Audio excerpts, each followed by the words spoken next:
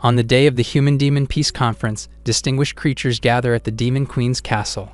Arch, the Queen's loyal and weakest servant, is in distress after seeing his queen in a helpless state. The Demon Queen thought that the humans were going to accept her peace treaty. The leader of the adventurers looks down on her, implying that a world where demons and humans join hands will never exist. The Queen's eyes widened in shock until she unleashes her power and calls him a coward. The Queen charges at him without hesitation, ready to annihilate the adventurer. He calmly grins until Liz, his comrade, appears behind the Demon Queen to strike her. Unable to dodge the attack in time, Liz successfully stabs the Queen. The adventurer tells the Queen that it took them a lot of effort to find a poison that could affect her. Liz looks down on the Queen viciously and calls her out for breathing still. The Demon Queen grabs Liz's coat, triggering the adventurer to get angry. She slashes the Demon Queen multiple times as she calls her filthy.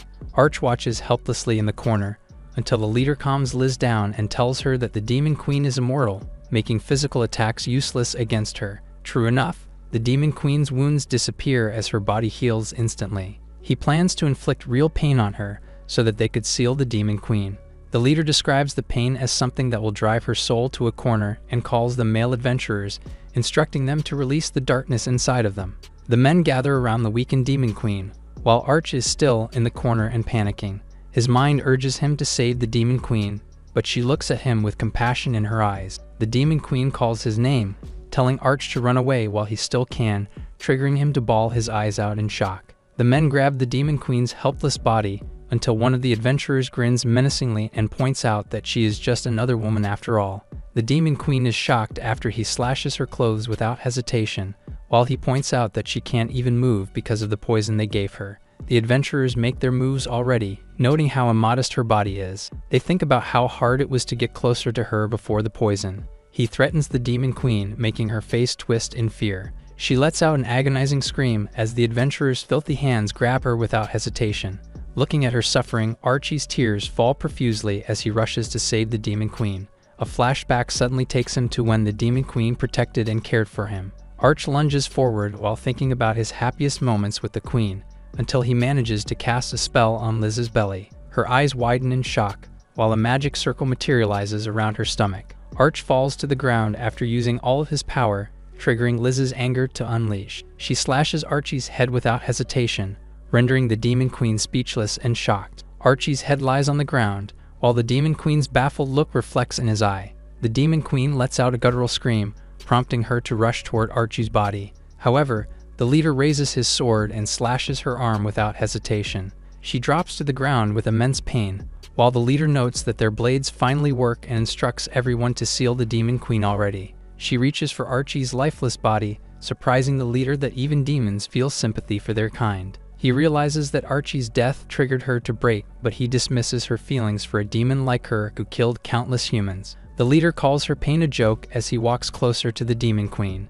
He tells her to curse her own immortality, noting that she will spend the rest of eternity sealed in purgatory. His sword lights up as he tells her to live an eternity in pain, unleashing a powerful lightning strike. In an unfortunate event, both Arch and the Demon Queen have met their demise. The leader grins viciously and lets out an evil laugh, while Liz looks down on Archie's body and calls him filthy. She suddenly looks at her stomach with curiosity without knowing what awaits her.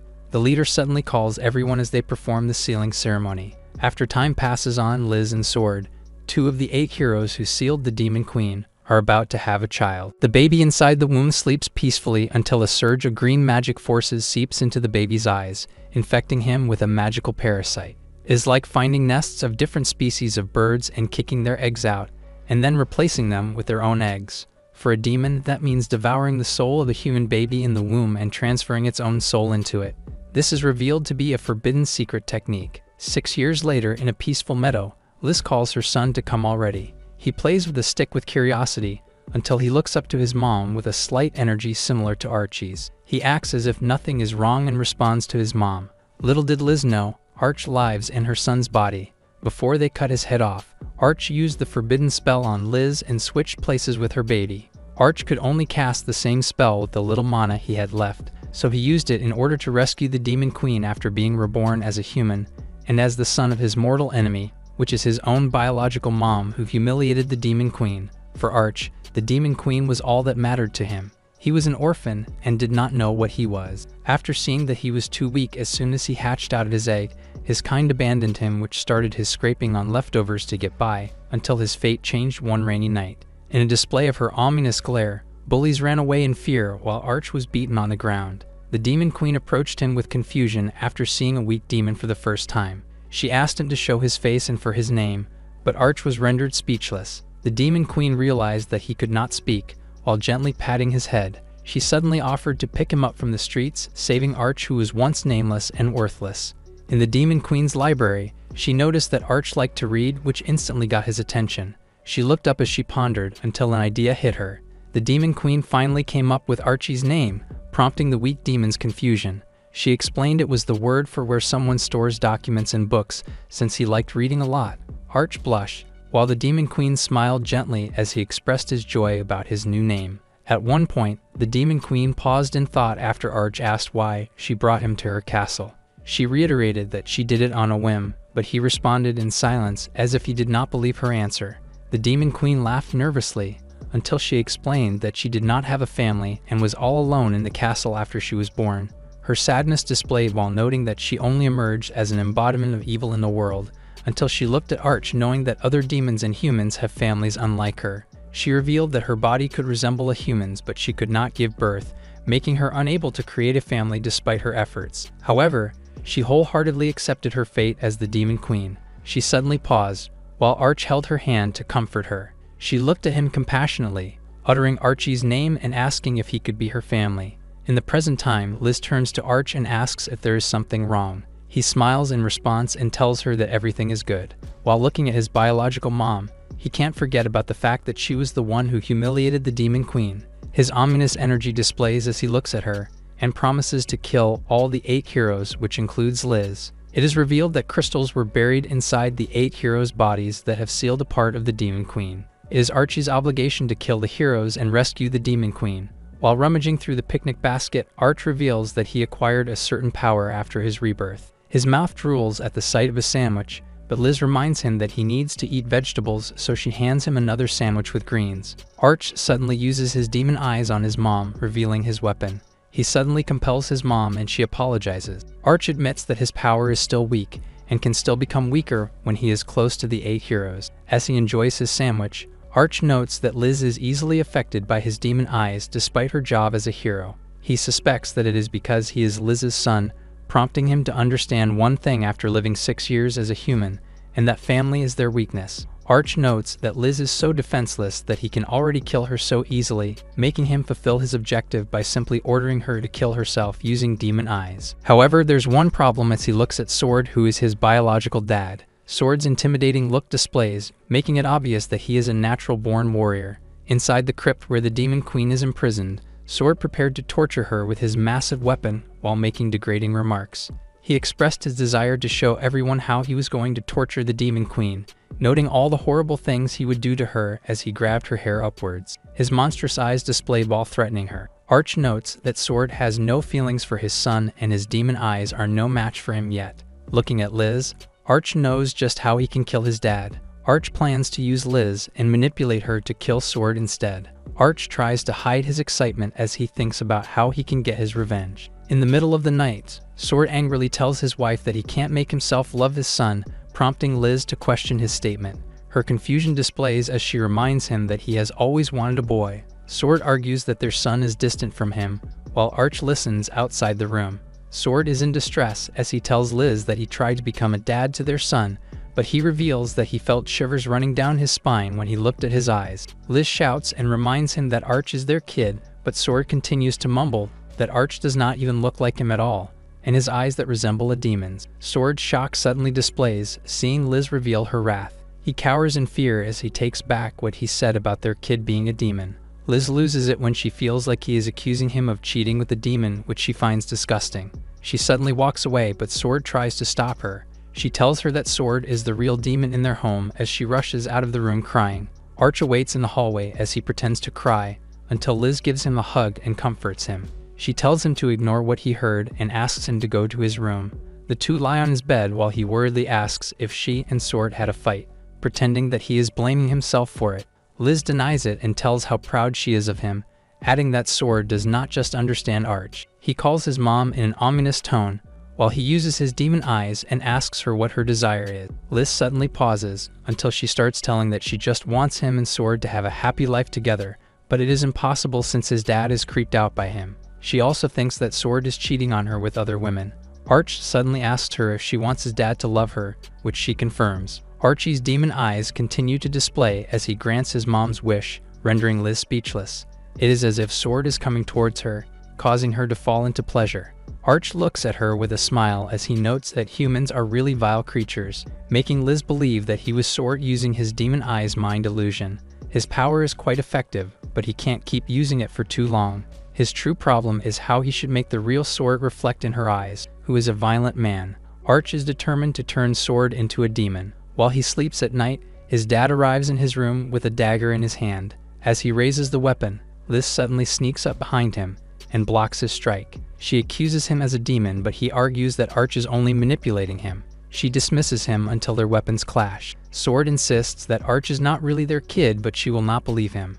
Liz tells Arch to run away while he grins menacingly. He celebrates under the moonlight as he calls humans worthless, calling them pathetic that such disgraceful and weak creatures manage to wipe the demon race out. He lifts his hands and hopes that the Demon Queen is watching him, noting that he managed to complete a part of their revenge after being worthless in his previous life. He opens his eyes and hopes that she keeps watching over him, promising to take their revenge on the heroes who wronged her. Sword hears everything and finally understands what Archie's plans are. He looks at him with a menacing grin and does not expect that Sword would be the one who would survive. Sword clenches his fist and reveals that he only put Liz to sleep, telling Arch that his plans are over already. Sword demands to know what he did to his real son, which Arch coldly reveals that he ate him, noting that the hero's baby was delicious. Sword lets out an agonizing scream and lunges at Arch with full force, until his expression softens after asking if his dad will really kill him, prompting Sword to hesitate.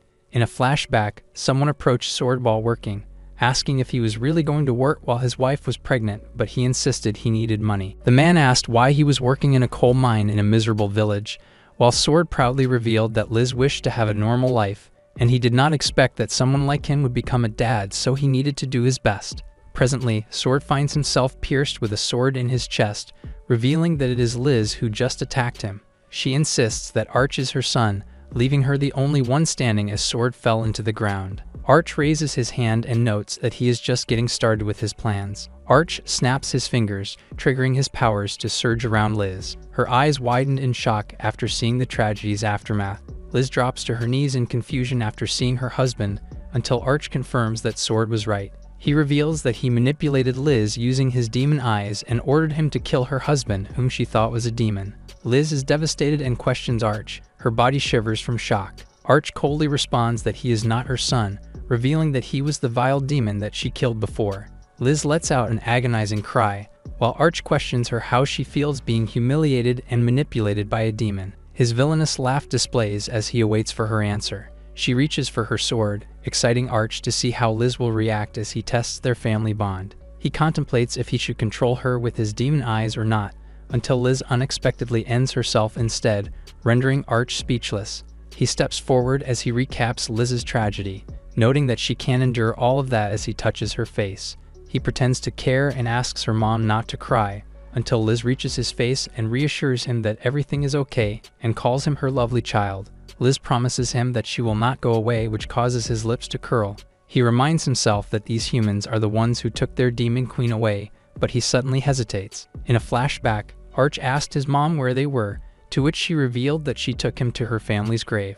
Liz tells him that her family was killed by demons, rendering him speechless. She revealed that she was the only one who survived in the forest. She recalled that she might have been in the same grave if Sword did not save her. Arch looked at the grave, while Liz apologized to her mom for visiting late. She carried Arch, while telling her dead mom that she finally made her own family. Liz told her dead family that her revenge against demons was finally over, and she wanted to focus on her family. She closed her eyes and asked them to watch over them. Arch realizes now that it was demons who stole from humans first. Liz reaches for her son and promises him to always protect him, asking him not to be afraid. She utters his name with her last breath. His eyes suddenly turn watery, until tears fall in his face. His confusion displays after seeing his tears, triggering him to remember the Demon Queen when she asked him to be his family. Arch stands over Liz's dead body, his head is lowered. He grits his teeth in frustration, triggering him to take out his dagger on his back. He lets out a guttural scream as he raises his dagger, telling Liz that she can never take the Demon Queen's place as he violently stabs her. He realizes that emotions are truly the human's weakness. Arch finally understands them more after experiencing these emotions himself, so he plans to use it to its fullest extent to take his revenge, while his determination to rescue the Demon Queen strengthens and tells the other heroes to wait. 14 years later, in an eerie castle, a guard slightly opens the gate and asks who he is. Arch reveals that he is the person hired as a teacher while the guard asks him to show his summon letter to confirm. Arch hands him the letter, prompting the guard to apologize after learning that Arch was the late hero's son. He politely asks him to come in as Arch reveals his grown-up image. He has finally arrived at the Royal Hero Academy that nurtures children to become heroes. The students possess exceptional talents in every category and children of actual heroes enroll in the academy. Someone suddenly calls Arch, revealing it to be Lick, who was sent by the headmistress to guide him. She nervously introduces herself, while Arch pauses for a moment. Lick apologizes to him after not getting any response from him, but Arch smiles at her and expresses his gratitude, rendering Lick speechless by his charm. Lick stutters as she promises to show him around the academy, while Arch simply responds with a nervous laugh and follows her. It is revealed that it took Arch 14 years to establish himself as a professor. After he killed Liz and Sword, he used his demon eyes to manipulate the villagers to dispose of their bodies. He then spread rumors that he was left by his parents with an acquaintance and disappeared. He used his demon eyes once again to get adopted into a noble family and was able to live comfortably. He also learned how to integrate himself into society because of his high-class life, making him think that his life as a human has been sailing smoothly so far. However, he never intended on immersing himself in the kind of tranquility that humans enjoy.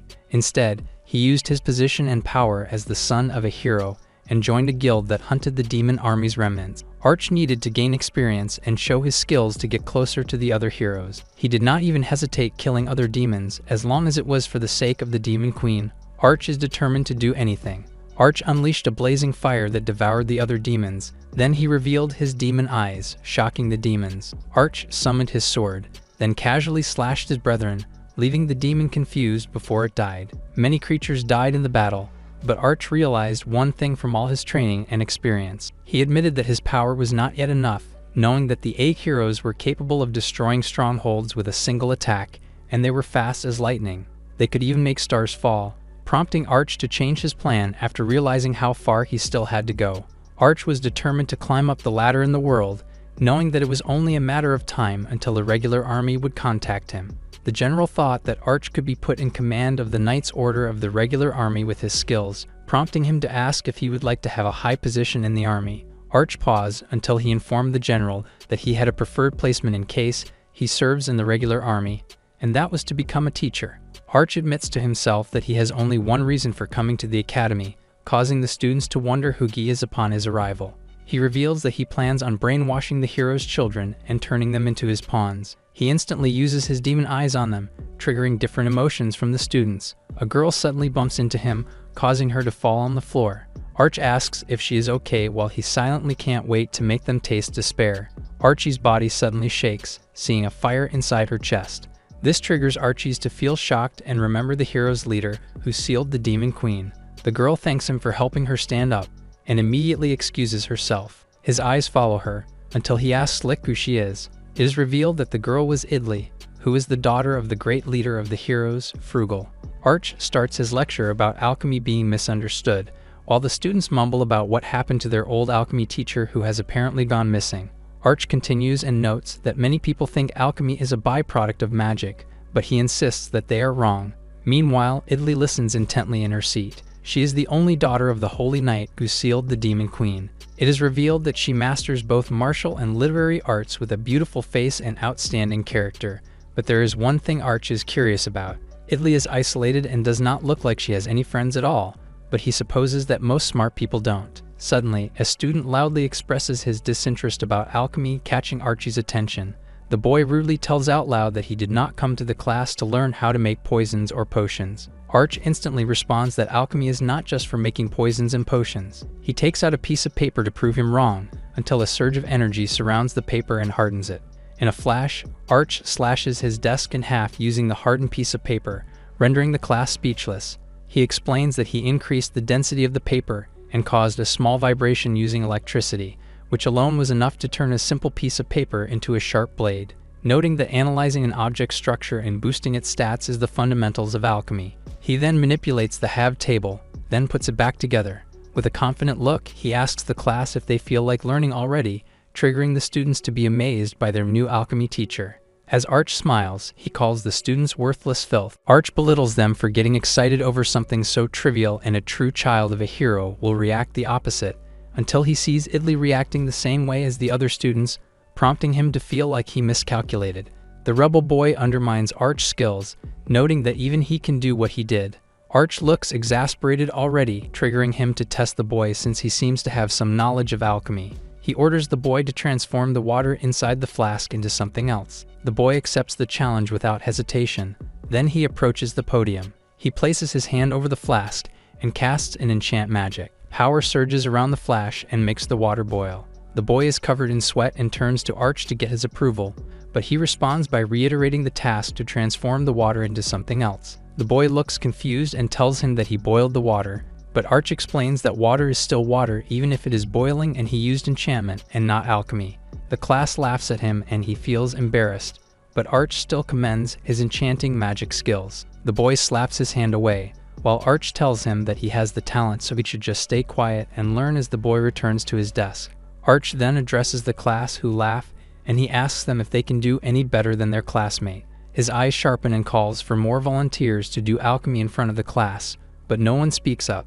The girls in the class begin to admire him as he proves his talent. He knows not to let humans underestimate him and keep his distance without making them hate him. Arch believes that this is all they require of the one who holds the teacher's cane. He suddenly asks Idley to come forward, causing the girl to react in shock. The class looks at her, but she feels shy. Arch tries to glaze her up, until Idley stands up but her head is lowered down. She nervously comes forward, taking a deep breath before she casts her restoration spell. Arch silently comments that it is a spell only used by high-level alchemists, which confirms that she has a talent. Idley suddenly blushes as she casts her magic, making Arch notice her expression. While in shock, he uses his demon eye of clairvoyance to investigate. He pauses for a moment after realizing that she gets excited when using her magic. Idley catches her breath, then tells Arch that she is done. He looks intently at the flash with the water turning into a green liquid.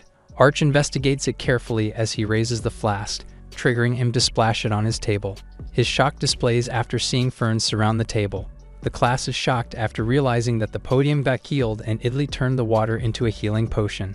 Arch is in disbelief after seeing a growth potion right before his eyes, which normally takes 3 days for an alchemist to create. But something catches his interest, seeing how the magic affects Idley. Her body is in a feverish state which is centered around her lower body part. He suspects that it is a mana abnormality, and it seems common in those with superior genetics. Arch grins menacingly as he plans to make good use of her ability. After class, Lick commends Arch for his impressive first day. He thanks her and proceeds to ask a question. He clarifies about special lessons between a professor and an excellent student to mentor them. Lick confirms it, which only applies to professors who excel in their field of expertise. Arch instantly volunteers to mentor Idley and asks her for her opinion on the matter. He adds that Idley is an excellent student who could become a pioneer in alchemy in the future. Lick suddenly reveals that the selection of teachers for special lessons is finalized through nominations during the selection meeting. He looks surprised about the selection meeting while she confirms it. She nervously explains that the top students are gathered where teachers showcase their prowess, making Arch realize that the students are the ones who determine their preferred mentor for special lessons. He instantly thinks of taking the initiative to talk to Idley instead. Suddenly, something catches his attention, seeing Idley talking to Professor Visha. It is revealed that Idley's dad has already appointed Visha as her mentor, which is a family policy. Arch finds this interesting as he plots for his next move. In a school plaza, Idley notices something. Other students look at her and laugh. Idley looks away in shame until someone asks if her condition is the reason why she isolates herself. Arch sits on the bench while reading and tries to play it cool, prompting Idley to react in surprise. His intimidating gaze displays as he asks her to chat while eating. The two sit on the bench under the shade, while Idley looks at him nervously. Arch notices her while holding his sandwich with vegetables and asks if she wants something. She responds that his sandwich looks tasty as he starts biting it. Idley innocently asks if his wife made it for him, but he aggressively responds that he is single as he bites off the sandwich. She nervously responds and asks if he made it himself, to which he confirms. She looks hesitant to ask for some, but it is obvious that she is already hungry, so Arch offers her. He opens his basket full of sandwiches and asks her to take whichever she wants. Idli reaches her hand to take one, but Arch suddenly grabs the one with vegetables, telling her that kids should eat meat. Silently, she sulks after he told her that she could take whichever she wanted. Suddenly, she is surprised after tasting Archie's sandwich and praises him, but he suddenly asks her about the sensation she felt after casting a spell in the class earlier, rendering Idli speechless. He continues that he was surprised about her reaction, but she embarrassingly asks how he knew what happened. He simply responds that being a teacher makes it easier for him to notice, but she worries it might get worse in front of class, triggering her to blush and lose her words. He tells her that she possesses great mana, but causes her immense sensation because of an abnormal condition. Arch informs her that it is impossible to cure it, and there is no hope for her in the future. Idli suddenly begs him to keep her condition a secret until he suddenly slams the backrest, offering her a solution to conquer her condition and asks what she would do. As students take their breaks in the plaza, silence fills the air between Arch and Idli until she reiterates what he said about her condition being hopeless.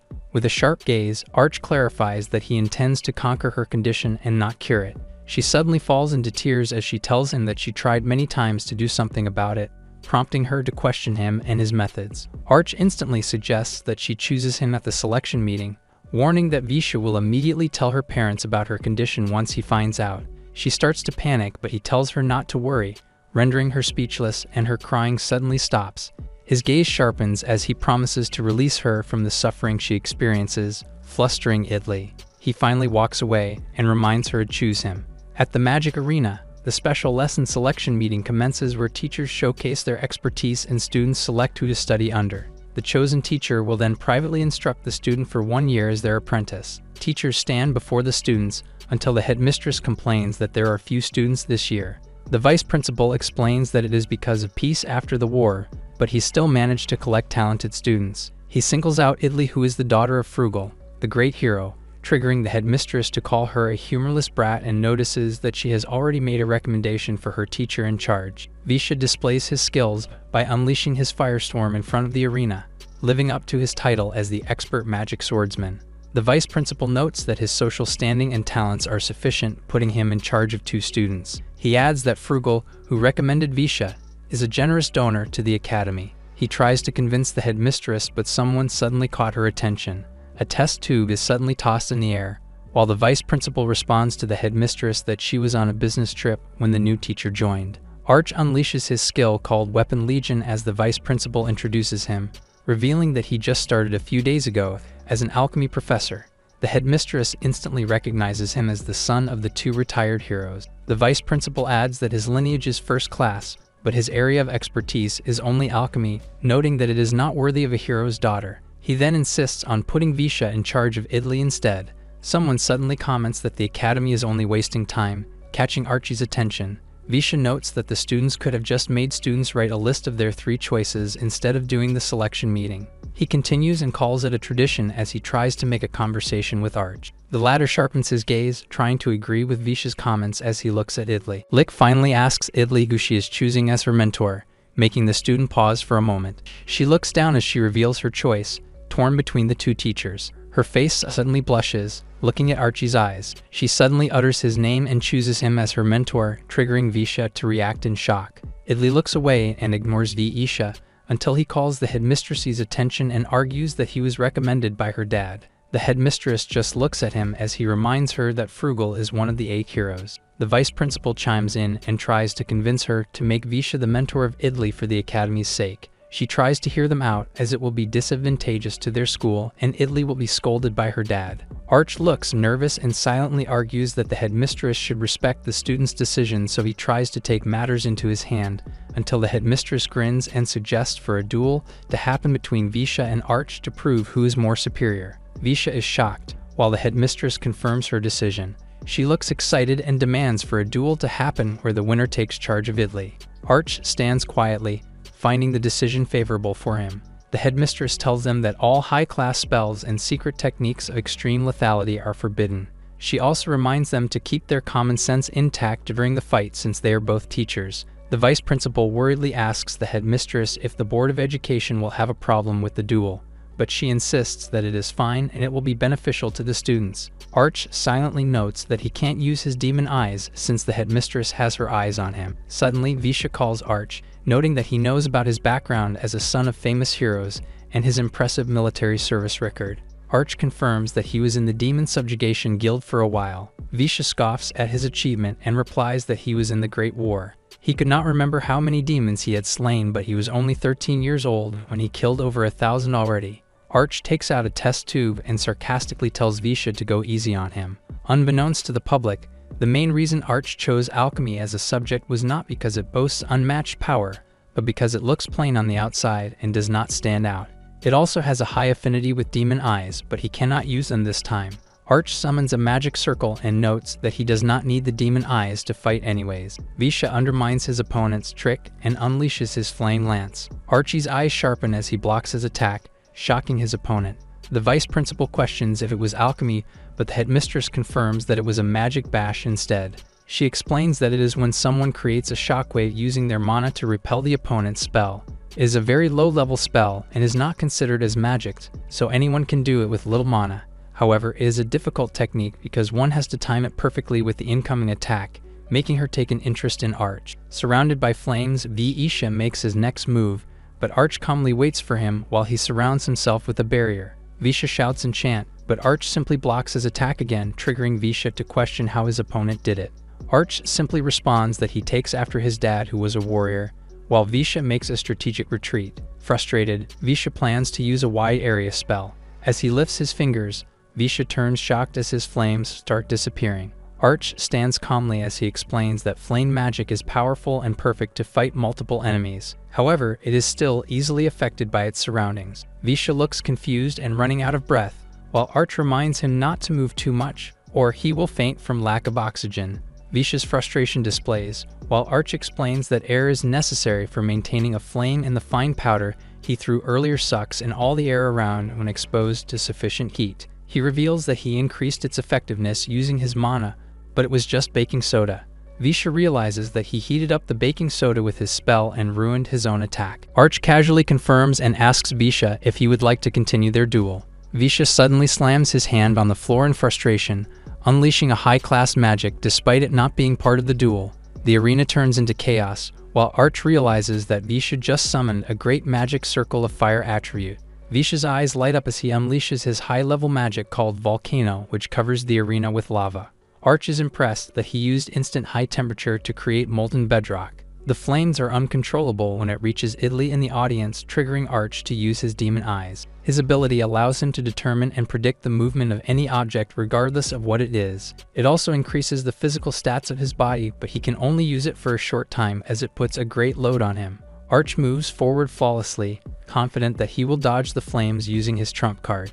The arena is devoured by multiple explosions, but Arch manages to reach Italy in time to save her, and he asks if she is okay. He points his sword with Italy on his side, asking Visha again if he still wants to continue. Arch enjoys his tea in silence until a thought haunts him and admits to himself that it was a mistake. After using the 1,000 Rai, he recalls it was careless to reveal his power before the top brass, and he was supposed to win in a plain manner without attracting attention. He suddenly spills his tea as his mind drifts, while revealing that the 1,000 Rai is a demon eye that even humans can use. Additionally, humans are capable of clairvoyance, so even if it draws some attention, he can still use these abilities in public. Other powers include petrification, charm, and fear are unique only to demons. He admits he can't be reckless and use them openly like before. There are other eyes too, but they're beyond the norm and strictly forbidden. At any rate, he regrets letting the headmistress witness his demon eyes, worried that he may have drawn her interest. He reminds himself that he must be more careful from now on. When a knock suddenly interrupts, hearing it, he calmly says for the visitor to come in. The door opens and Italy steps in hesitantly. He welcomes her, asking her to take a seat. Suddenly, she bows deeply and thanks him earnestly for saving her yesterday. He tells her there's no need to thank him since he was only doing his job. She insists it's her fault he got into trouble, bowing her head in apology. He exhales softly, telling her never to apologize when she's done nothing wrong. Placing a hand gently on her head, he repeats that she shouldn't apologize. Instead, he smiles faintly, saying he's simply glad that she's safe. Blushing deeply, she freezes as he tells her to sit down. Looking at her records, he notes that most of her scores are above a minus, calling it a great achievement. He then asks how long she has had it, sliding the papers across the desk. Startled, she lets out a yelp, embarrassed by his directness, but with a sharp gaze, he tells her he already knows, and not to panic every time. Idli hesitates, admitting it began when she was around 8 years old. Lowering her head, she thinks that nobody knows and she can't tell anyone about this. He calmly points out that she must have used magic many times up to now, asking how she managed it. She clenches her hands nervously, unable to respond right away. With a piercing gaze, he leans forward and demands an answer, saying he's earnestly listening. She admits that during lessons she tries to endure, waiting for breaks or for classes to end. There, she struggles privately to cope with the sensations. She explains that this has been her way of managing the burden all along. Lowering her voice, she confesses that sometimes she can't hold back, even under the desk. She struggles, overwhelmed by the weight of her condition. Her hands tremble as she fights to keep control. Tears stream down her face as she cries that she doesn't want this anymore. Because of it, she admits she can't even make friends, feeling isolated under strange gazes. Clutching her chest, she confesses that whenever she uses magic, she nearly loses herself and can't bear it anymore. Arch gently wipes her tears, telling her that's enough. With steady steps, he reassures her not to worry. Since Idli has chosen him, he promises to teach her how to conquer it. Surprised, she asks if he's serious and wonders how. He sets down a glowing orb, explaining that it is a mana crystal ball. He explains that as its name suggests, the crystal absorbs and stores mana, serving as a tool to measure magical capacity. Calmly, he adds that an average amount of mana will not be enough to break it. Pointing to the sphere, he instructs her to release her mana into it until the orb shatters. Shocked, she panics, insisting that if she does something like that, it will be too much. Unfazed, he tells her the choice is hers, explaining that the only reason he spoke to her first was because her rare condition caught his interest as a sample. With a sharp grin, he says he will gain his sample while helping her conquer her disposition, calling it a win-win. Leaning forward, he presses her for a decision, asking if she will do it or not. After a moment of hesitation, she answers firmly that she will. Placing her hands on the crystal, waves of mana begin to swirl inside. Her energy bursts out, filling the room with overwhelming force as the test begins. The crystal glows brightly as waves of mana surge within. Arch observes in awe, noting that her mana is pure white and unlike anything he has seen, calling her truly a hero's daughter. It's a type of mana that can adapt to all attributes, though it may transform after puberty. This means she could potentially wield not only fire and water, but even the dark attribute. He realizes that if cultivated carefully, with his demon eyes, her power could rival even the strongest. But Idli trembles under the strain, overwhelmed by the release. She gasps, unable to endure, before crying out that she can't continue. He grabs her hand, telling her that's enough. Panting heavily, she slumps in exhaustion. With a steady tone, he declares he will now give her the next instruction. He tells her to endure for 3 days without giving in to her impulses. Shocked, she asks if it begins immediately. He confirms, asking if she can manage such restraint. She protests in panic, saying it's already too hard for her as it is. He warns that if she fails to follow his instructions, she should forget everything he told her. He adds that hiding won't save her, as his eyes cannot be deceived. With a sharp gaze, he insists his sight cannot be fooled. He orders her back to the classroom, promising they'll repeat the training at the same hour tomorrow. Idli turns away quietly, leaving the room. It's noted that her nature, though unnoticed by her, is not a weakness but a factor that could raise her potential if guided well. Arch reflects that there is a simpler way for her to overcome it. Instead of revealing that method to the brat, he decides otherwise. He resolves to make her dependent on him. She remains troubled, her thoughts unsettled. Walking down the corridor, she feels the weight of it all. Alone in her room, she looks shaken. She clutches herself, trembling. Among her peers, she keeps her head down in unease. Breathing heavily, she struggles to contain her turmoil. She recalls his words pressing against her mind. Tears well up as she tries to resist. Inside, she repeats that she hates it, that she doesn't want this. Curled up in the dark, she despairs at being this way. Days later, she is called in class to solve a problem. Idli stands up, but she suddenly passes out, shocking the entire class. Memories of her father echo in her mind. She remembers once pleading for his attention, hoping he would look at her achievements. As a child, she longed for his praise. His words of approval once lit up her world, but the image of him fades into shadow. She whispers in confusion, calling him father.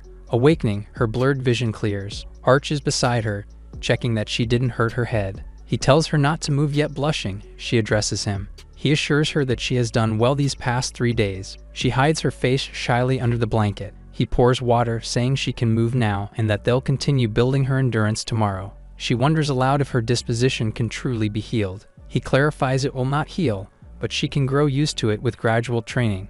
Still, he promises that one day she will live a normal life, but the process will be difficult, so he asks if she is sure she wants to continue. She is suddenly startled when he stands up and reassures her that nobody will come in. As a reward, Arch allows her to do as she desires before leaving to give her privacy. Her face reddens as she struggles to hold back her emotions. Her breathing grows heavy under the strain. She cries out in the tension of the moment. Later, Arch reveals he used a weaker form of his demonic charm. It only loosened her restraint and sense of shame temporarily. Smiling darkly, he declares he will drown the hero's daughter in that control. Idli reminds herself that this time she has been enduring it for 5 days. Her body feels restless, but she restrains herself. Strangely, she realizes she can bear it. She blushes, recalling what happened in the infirmary before. Quietly, she wonders if Arch will let her continue today. She calls out for him, her emotions rising. Her voice trembles as she pleads. She looks flustered, struggling to steady herself. Reaching toward him, she begs for his help. Suddenly, a surge of dark energy bursts from within her. A voice echoes, commanding the hero Frugal to listen, and declares that his daughter now belongs to it. With a monstrous grin, Arch proclaims she is under its control. Meanwhile, water runs as he clenches his hands, muttering that they feel filthy. He grits his teeth, confused by why human desire unsettles him so much. He forces himself to calm down, questioning why he is shaken by just one girl. Frustrated, he strikes the wall and curses his wandering thoughts. Determined, he vows never again to be caught up in human intimacy. Suddenly, a scream echoes nearby. He turns sharply, eyes narrowing in alarm. Idli cries for help as she's restrained. The attacker blames her, claiming she smells too enticing. His eyes glow unnaturally as he professes twisted love. The girl panics, struggling in fear. Before he can act further, Arch intervenes with force. He notices the student's cloudy pupils. Quickly, he realizes the attacker is under a charm, though not from demon eyes. That explains why his own thoughts had been clouded earlier. The student roars, demanding not to be stopped, declaring Idli as his. With piercing eyes, Arch warns him not to push his luck. Dark power radiates as he claims ownership of the situation. His demonic aura surges, filling the hall with dread. The attacker cowers, begging forgiveness. Calmly, Arch turns back, demanding Idli to explain herself. She admits her disposition doesn't just affect herself. Whenever she uses magic, or even without it, men around her lose control.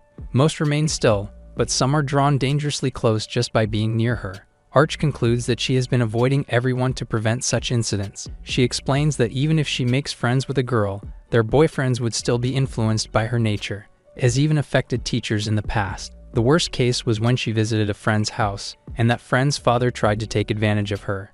Because of her nature, the girl's parents ended up divorced, and she blamed herself. Idli believed it was her fault for luring her friend's father. That hatred lingered, following her even into the academy. With a pained smile, she calls herself the worst.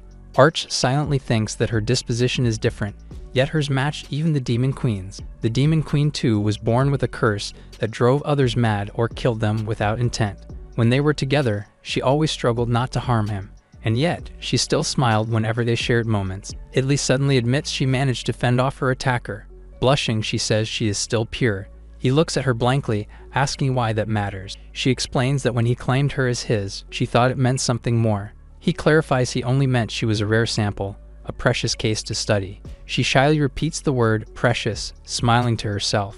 But in silence, he considers how dangerous her charm truly is. He thinks she might fall victim to another assault if left unchecked. She interrupts, asking about his parents. He answers that they went missing when he was young, raised instead by an aristocratic couple. He was taken in as their own, but eventually they passed away after he left their home.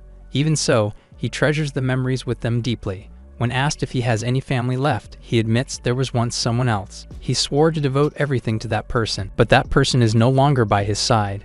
Idli asks if she can take that person's place. Her sudden request startles him. Before he can respond, Dark Power interrupts, speaking his true name. She reaches out, declaring what he means to her. She leans closer, trembling as her lips part. Her eyes shut, but before anything happens, his hand strikes her back. Startled, she gasps in pain. Coldly, he tells her what she feels is not love, only desire. He glares, anger flashing in his eyes. Harshly, he warns her not to think she could replace the one he lost. Shouting, he demands she never speak such words again. She clutches herself, shaken by his rejection. Turning away, he mutters in frustration. Later in class, he resumes the lesson as if nothing happened, but inside, he questions himself, wondering what he is doing. If he had accepted her, things might have gone according to plan. He recalls how he has used people before to advance his goals, yet this time his thoughts are conflicted. Recalling Idli's sudden request before, his fist clenches. In his mind he scoffs, saying no one could replace the Demon Queen. After class, Idli rushes after him, calling out. He asks why she is following him. She admits she wanted to apologize, believing she acted wrongly. He realizes she has already forgotten his violent reaction due to the charm. Annoyed, he questions why he is letting her affect him so much. Coldly, he tells her there's nothing to apologize for, but she confesses she kept it secret because she feared rejection. She admits he is the only one willing to stay by her side. Tearing up, she pleads to remain with him. She insists she doesn't need to be touched, only allowed to stay close. For her, he is the only support she has. Memories of the Demon Queen echo in his mind, reminding him of his vow. She continues, recalling how he was the only one who treated her kindly. With determination, she begs to stay by his side. Moved, he finally tells her not to be mistaken. He isn't rejecting her, but he makes it clear if she shouldn't follow him everywhere. He reminds her of their special lesson in the afternoon. Hearing this, her face lights up with joy as she agrees. She runs off happily, leading him to his thoughts. Alone, he admits to himself that all of this is still for the Demon Queen's sake. Time passes, and 1 month later, their bond continues to shift. Afterwards, Idli gathers her mana, forming a glowing sphere in her hands. Arch instructs her to keep going, turning it into a spell. With determination, she casts Photon Break. The crystal shatters in a burst of light. Exhausted, she calls out to her teacher for approval. He watches in shock as she succeeds. The shards of a first-class mana crystal scatter across the floor. Her training finally reveals the hidden power inside her. He realizes she had been suppressing her mana all along, but once she released it fully, the results were overwhelming. A grin spreads across his face at the unexpected outcome. If she continues this way, she could even surpass the past heroes. She looks up nervously, calling for him. Gently, he pats her head in praise. He tells her she did great, calling her amazing. She blushes at the compliment, giggling as his touch tickles. She explains she's been holding herself back, but feels fine now. Perhaps, she says, it's because he's been comforting her. Smiling, he promises to lend her his hand whenever she needs it. Flustered, she thanks him, but wishes someday he could do more. His hand grips her chin as her face heats up. In his mind, a voice whispers it's about time. He agrees, deciding he'll do it tonight. His eyes darken as he thinks of devouring her. In Academy Town, Arch walks alongside Idli through the snowy streets. She notices the lively atmosphere and points out a festival is happening. They stop by a statue commemorating the Demon Queen's defeat. Idli recalls how her father and his party defeated the 13th one. He realizes that meant the 12th Demon Queen must have been the previous generations, which triggers Arch. He suddenly explains the Demon Queen revives no matter how many times she's defeated. Each return only makes her stronger. She notes that it took 150 years until the next was born. By calculation, the next would appear in 180 years. So until then, humanity believed they would know peace. But that only applies if the Demon Queen is defeated, not sealed. The truth is, the heroes had chosen to seal her instead. They could not kill the 13th Demon Queen. The one they sealed was an immortal, the one he once respected and loved. She was bound in chains, her body trapped in confinement. If that truth was known, the demon army would have fought desperately to undo the seal. To prevent that, the heroes lied, claiming she was slain. In secret, they sealed parts of her inside their own bodies. It was a decision made without consulting anyone else. No one knew except the 8 heroes themselves. He admits to himself that the fragments sealed by Sword and Liz are inside his body now. Snapping back to the present, she calls for him curiously. He brushes it off, saying he feels hungry. Inviting her, he suggests they check out the food stalls. She smiles brightly, agreeing without hesitation. The two enjoy festival treats together, with her cheerfully carrying a stuffed bear. But later they wander into a quieter alley. He mutters an apology, realizing they are lost.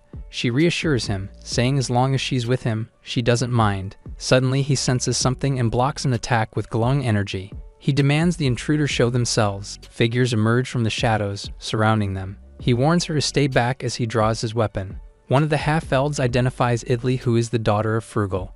With fury, He swears vengeance for his homeland destroyed by the hero. The elf shouts for him to move aside, but Arch charges without hesitation. A surge of power erupts as blades of magic clash. The enemy prepares a deadly shot, conjuring Avatar Arrow. Purple energy pierces through the alley with destructive force. Arch braces himself, deflecting the attack. He touches his lips, realizing the scarlet fluid isn't from a wound, but it is drawn out by a sinister enchantment instead. The technique drains someone from nearby foes with every moment in close range. He dismisses the enemy as no real threat. Idli notices his wound, panicking. He brushes it off, asking her to focus instead. He tells her he only needs 20 seconds and asks her to stall for him. She steels herself, determined to help. With clenched fists, she prepares. She closes her eyes and gathers power. A glowing circle of light forms. Magical patterns spiral around her. The energy bursts forth like a star. Her eyes sharpen with resolve. Chains of judgment erupt into the sky. Golden bindings descend at her command. She declares her intent to protect her teacher, prompting the enemy to roar for his men to kill them. The chains wrap around him with overwhelming force. He's caught completely off guard. He struggles in agony, unable to break free. Her hair blazes as divine light surrounds her. The enemy recognizes her lineage as one of the 8 heroes. His hatred flares, screaming that she is the tribe's greatest enemy. But he's struck down by a devastating blast caused by Arch. The attack rains destruction, piercing through. He collapses from the attack. His frustration displays while looking at Arch. He sees her glowing eyes and realizes it's the mark of a demon. Smirking, Arch reveals the enemy was baited here on purpose. The elf served only to give his pawn combat experience. With cold finality, he thanks the dying foe for the effort. Shadows engulf the elf as his life fades. He mutters respect for his fallen brethren. Afterward, the teacher calmly checks if Idli is unharmed, but she clutches her chest, trembling. Overwhelmed, she cries out that she can't hold it in anymore. She pleads desperately for him to do something. Arch finally grants her desire, but he quietly asks why she's crying. She admits she's happy to finally connect with someone. Her voice shakes as she confesses her loneliness. She recalls being isolated because of her nature.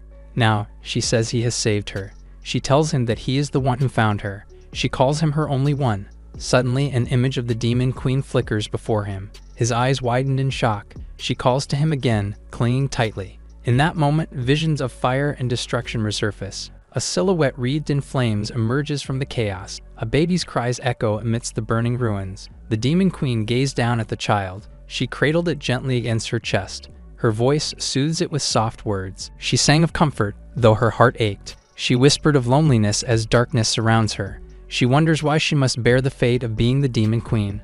Arch looked at her with pity and reached out to her. Presently, he finds himself doing the same for Idli.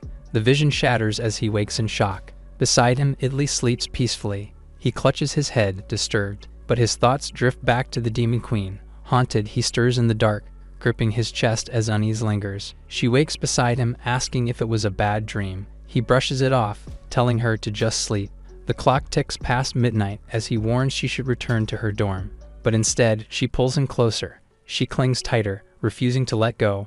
But when he pulls back, she admits softly that it's not what she truly wanted.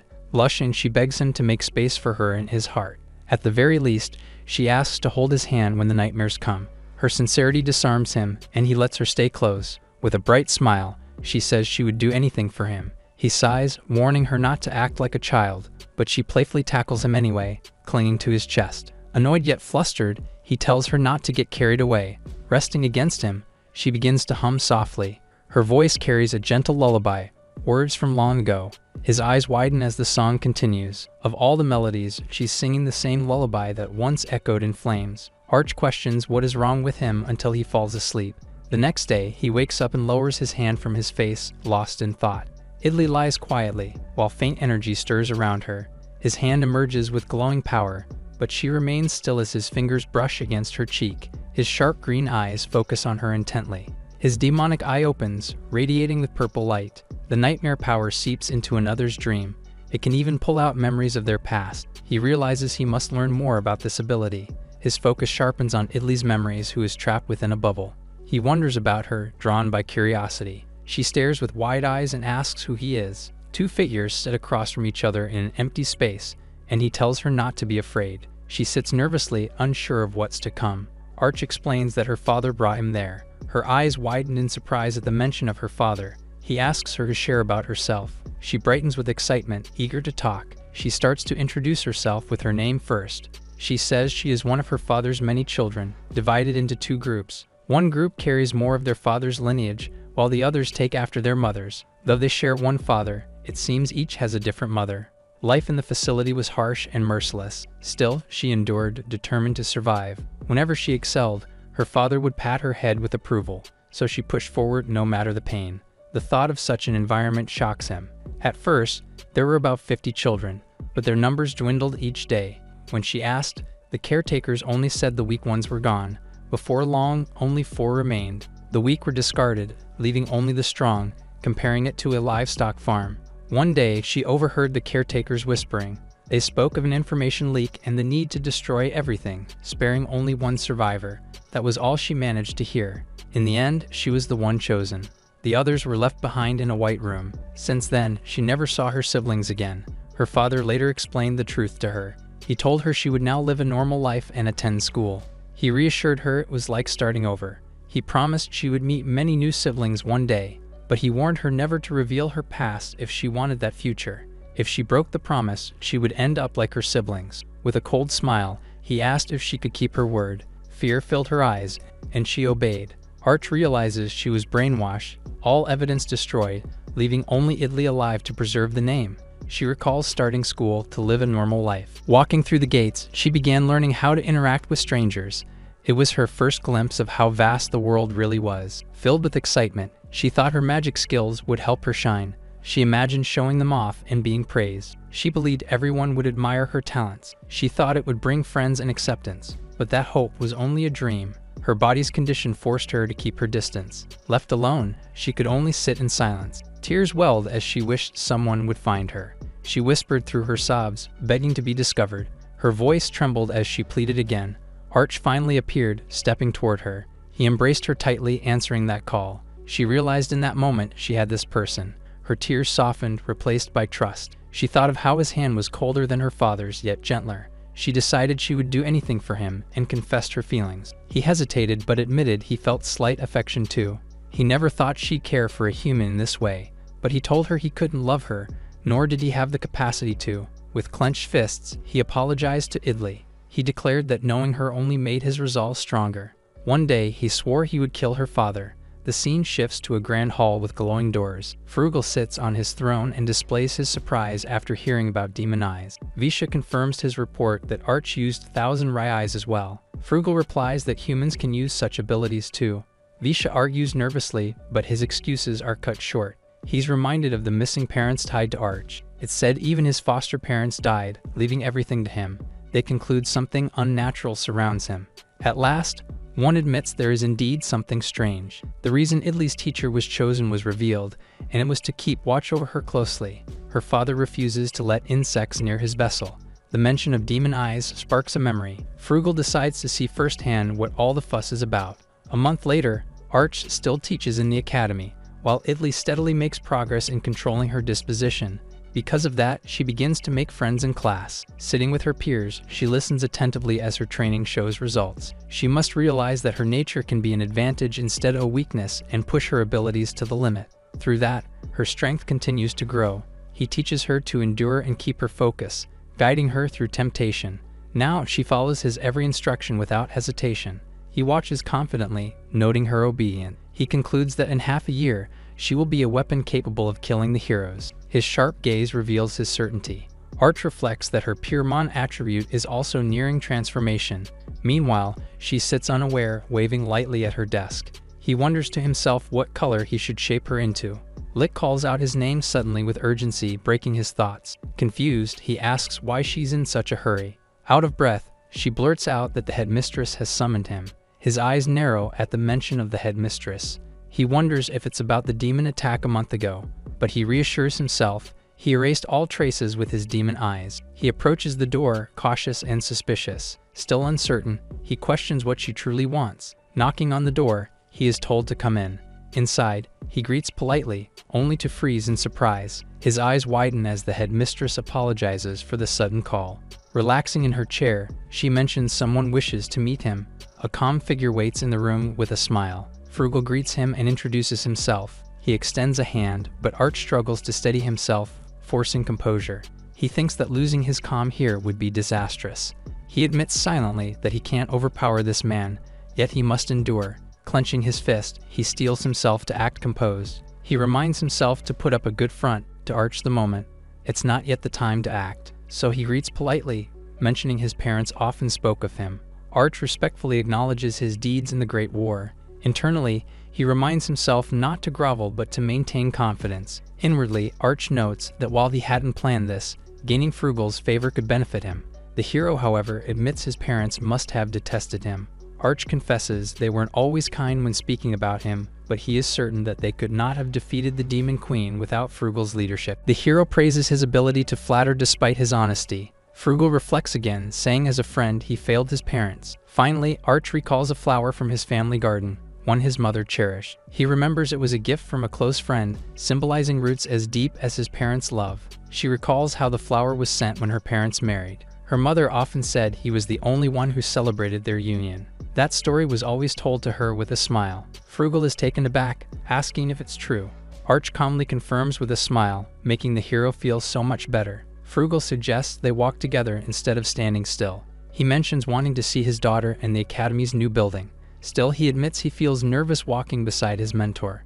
Arch clarifies if by sensei he means the headmistress. Meanwhile, the headmistress explains to others that Arch was her former student.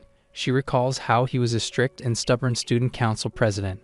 With a sigh, she calls him humorless. Arch pauses, until he tries to ask something but slips up with his words. Frugal suddenly panics, realizing he shouldn't have said old. Her expression darkens with glowing eyes, reminding him sharply of his mistake. Frugal quickly retreats in fear. Arch speculates he might be here because of Idley. He notes he didn't expect Frugal to personally come so soon. He narrows his eyes, determined not to lose Idley. Frugal then explains he came because of the selection meeting. He asks if Arch was already thinking the same. He steadies himself, reminding to act like a teacher. Frugal reveals he endorsed another teacher for his daughter. Arch admits he understands his anger, since she chose him instead. He insists that as her teacher and a humble alchemist, he's helped her grow. He declares that she carries the future of alchemy, so he asks permission to continue guiding her. With conviction, he bows his head and pleads. Frugal tells him not to be mistaken. It's not the reason he came. Arch falters for a moment, caught off guard. Frugal then notes that his parents still haven't been found. He asks if they said anything before vanishing. Arch lowers his gaze, saying they only promised to return soon. Arch shivers and asks him why he is bringing it up.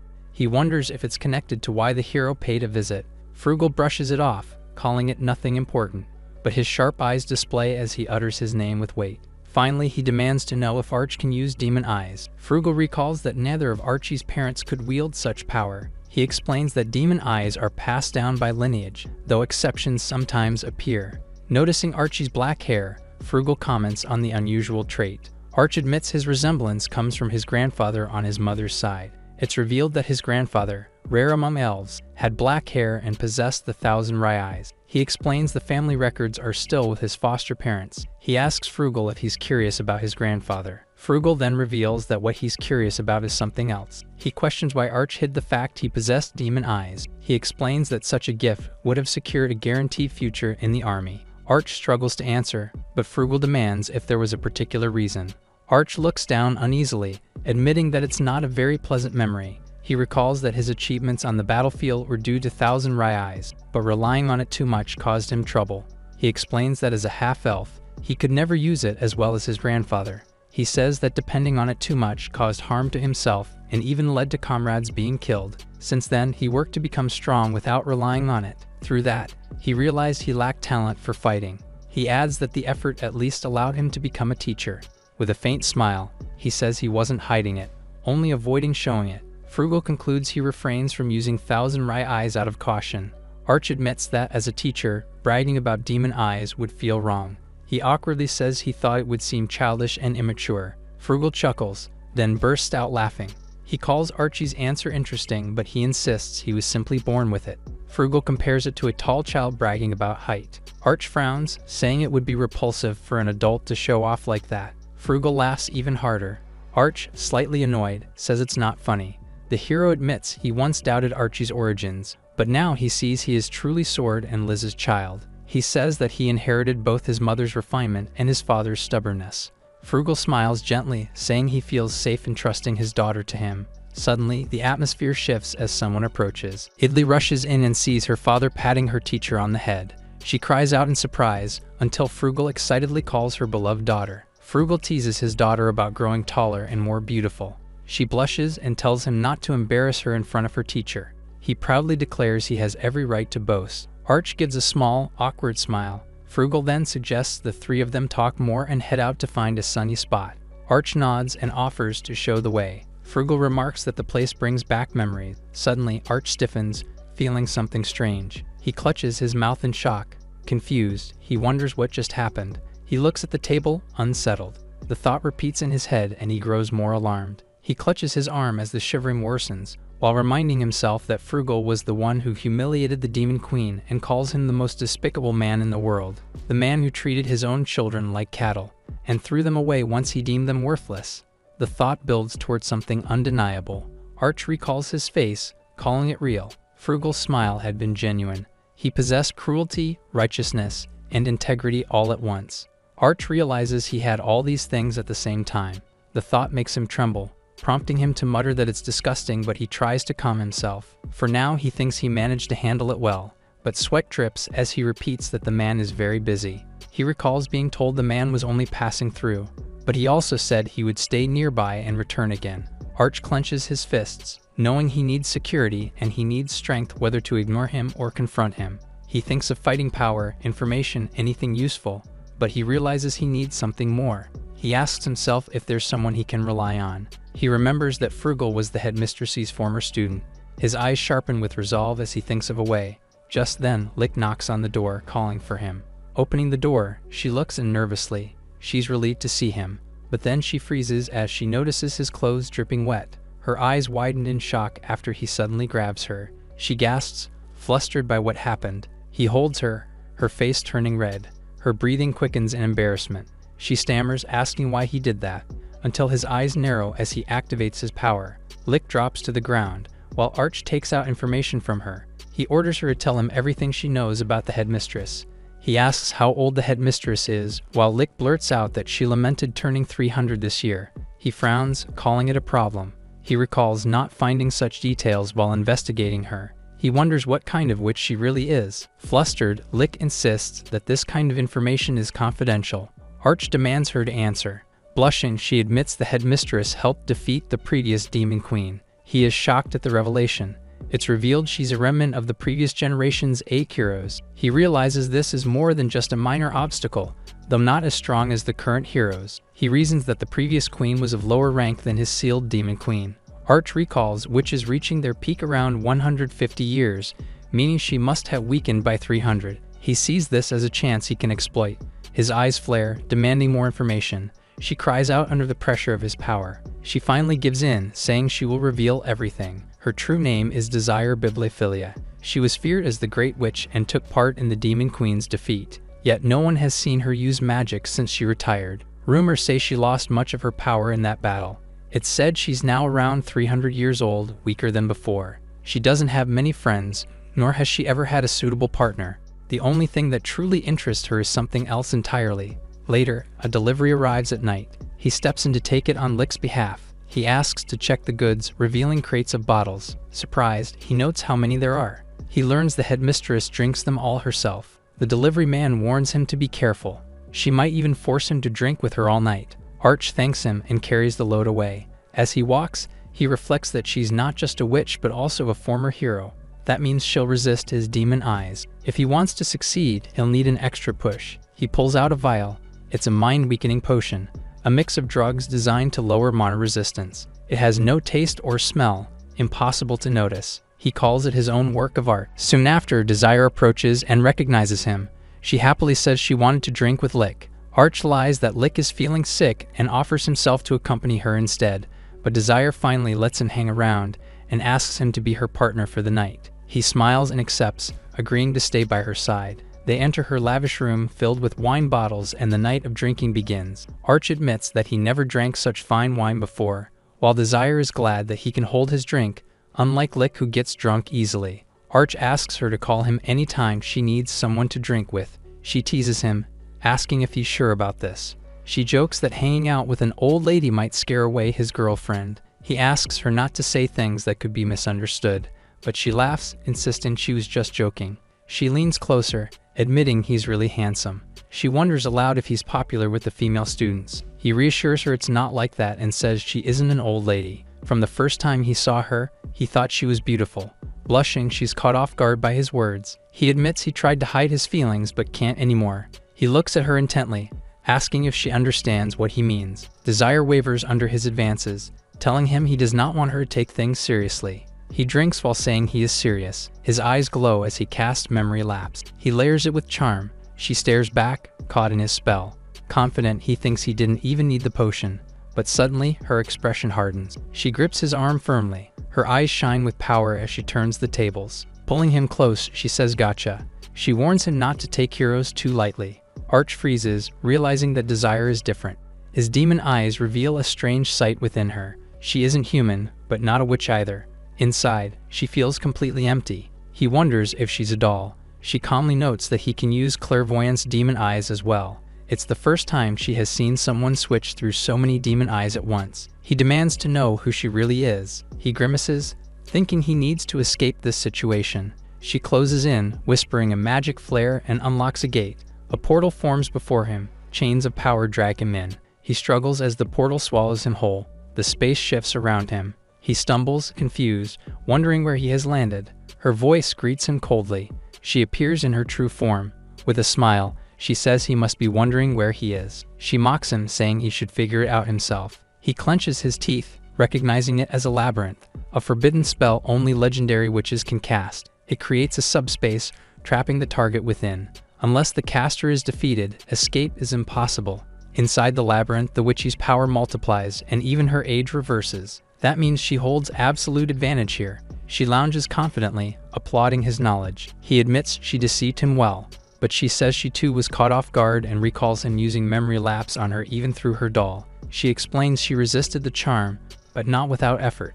Arch realizes her first plan wasn't to lure him in her labyrinth. She admits he managed to surprise her earlier, but now her magic circle glows with energy. Her body radiates destructive power. She rises, fully prepared for battle. She snarls, asking if he'll let her vent her anger. A surge of dark energy slams into him. He braces himself, gripping his weapon.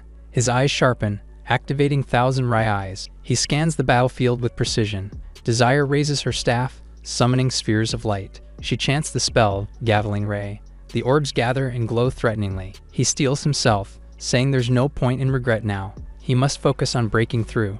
Charging forward, he thinks close combat is the only way. Clashing lights explode as the battle begins. He thinks he has to close the distance between them. Desire chants, unleashing conversion magic. The glowing orbs shift together, converging into one. She casts Burst Ray. A massive circle forms above, radiating destructive light. He looks up in shock. The energy fires straight at him. Another spell launches with overwhelming force. He barely reacts as the blast erupts. The explosion shakes the battlefield. She smirks, admitting he's better than expected. He managed to block her magic with a mana bash, but she points out his blade is already broken. He glances at the cracked weapon in his hand. She notes its sharpness, recognizing it as a mercury blade. Mocking him, she says he should quit teaching and become a blacksmith. Then, with a sneer, she calls him a nobody. The words echo in his mind. He mutters he doesn't need to be told that. He already knows it all too well. He recalls the struggle of working endlessly, nearly dying, yet never surpassing the heroes. Weapon Legion bursts forth, summoning countless blades. Blaze Enchant sets them aflame with power. He admits he realized long ago he could never surpass them. It was the same back when he was just a small demon. Even reborn as a human, nothing changed. But despite that, he won't give up. Blue light fills his eyes as he roars his resolve. He charges forward, refusing to stop. Desire dismisses it as child's play. She mocks him, asking if he really thinks he can outmatch her in magic. She strikes back, confident he hasn't thought things through. But suddenly, he reveals a mercury decoy, catching her off guard. His eyes glow, memory lapse, demon eyes locking onto her. He realizes the technique works on her. If he can erase her memory of this moment, he can create an opening. Sword in hand, he dives forward, ready to strike. Arch suddenly pauses after she casts a spell called Blackout, making him not see anything. Desire commends him, but she doesn't like those who take the easy way out, ordering to end things already. She uses a stone uppercut, sending him flying. Arch manages to land on the ground safely, triggering Desire to commend her tenacity. He looks at her with a sharp gaze, while she admits that their fight is refreshing for her. She thanks him for helping her get some exercise, telling him to stop their fight and talk instead. She leans back on her throne, asking if he wants to talk, while he questions if she's serious about saying that now. With a playful tone, she says she could kill him without asking why he attacked, but adds that there's no fun in that. While holding her pipe, she suggests hearing his story, adding that if it's interesting, she might let him live. He's left stunned, unable to respond right away. He gathers himself and asks what's in it for her to be interested in his story. He explains she'll forget it all in 30 minutes, so there's no reason to let him leave alive. Trying to sound casual, she claims she's only offering help. Frustrated, he questions why she's strangling his neck with such terms. With irritation, he blurts out that he'll tell her something stupid, trusting her might just get him killed anyway. She smirks, calling him stubborn for still pressing forward. After a pause, he relents and agrees. She declares from this moment on, she'll speak with truth inside her labyrinth. The view shifts to a glowing altar within her domain. Realization hits him as he recalls the master of the labyrinth's oath. He recognizes that within this labyrinth, no lies can be spoken. That also means she is bound by the same oath. He realizes she can't deceive anyone here, not even him. Calmly, she tells him to start talking already. He thinks to himself that even if he shares everything, she'll forget soon anyway. Suspicion lingers as he wonders what she's really planning. She teases him, calling him a wuss for hesitating. Then she shifts, deciding to tell her own story first. She reveals that the version of her at the academy is nothing but a doll under her control. She explains she remains secluded in the labyrinth because she cannot leave. The cause, she says, is the previous Demon King. When she trapped and killed him, he cursed her, binding her here with the threat of death if she leaves. She goes on to say she was cursed, which is why she uses a doll to interact with the outside.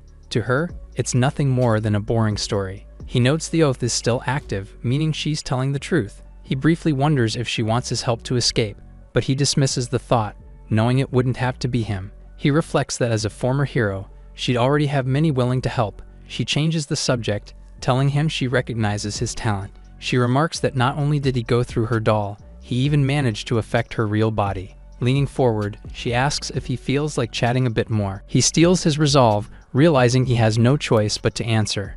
With determination, he says he's a demon. He declares that he came to the academy to kill the heroes. He reveals that it's to revive the 13th Demon Queen. With those words, he admits to telling all his secrets. He confesses that it's everything he has never revealed to anyone. This includes using a parasitism spell to replace a baby and kill his parents, and how he brainwashed Idli, using her as a pawn. Finally, he states that his ultimate plan is to kill all the heroes. Desire listens with a smile, intrigued by his honesty. She lets out a laugh, finding the situation amusing. He stares at her sharply, asking why she finds it so funny, but she only praises him, saying he's really something. Desire reminds him that she was a former hero, and she reveals 3 types of heroes to Arch. The first are power heroes who only seek unparalleled strength, skill, and form. The second are justice heroes who always try to save as many people as possible with few victims. And the last type are chaos heroes who don't think it's worth living if there is no war. She smirks, pointing out he devoured and killed the child of a hero couple. She adds that he then brainwashed the mother to kill her beloved, calling it unbelievable. She declares she's in awe of how cruel and repugnant he is. She laughs that his story is truly interesting, though it's a shame she isn't one of his targets. He glares back in disbelief, asking if she really finds this interesting, while she casually answers of course. She repeats his plan, saying he wants to release his beloved Demon Queen by killing all the heroes. With a smile, she tells him it sounds fun, and wishes him good luck. Shocked, he shouts if she's a hero, demanding why she isn't taking humanity's side. She smirks, saying she already told him. Bored of being trapped in the labyrinth, she explains what she really wants is to see the hell his actions will bring. She reveals she was never truly on anyone's side, even during the Great War. The only reason she allied with humans back then was because they were weaker. Leaning forward, she asks if he understands what she means. Through his demon eyes, he begins to see how this woman truly thinks. He asks if she sided with the losing humans simply because it was more fun. She answers that not as a human, not even as a witch, but as a hero who is the worst of them all. With a sly smile, she says he finally understands. She adds he's in big trouble now, since Frigga is determined to uncover his true identity. Her eyes glow as she leans closer, asking if she should lend him a little help.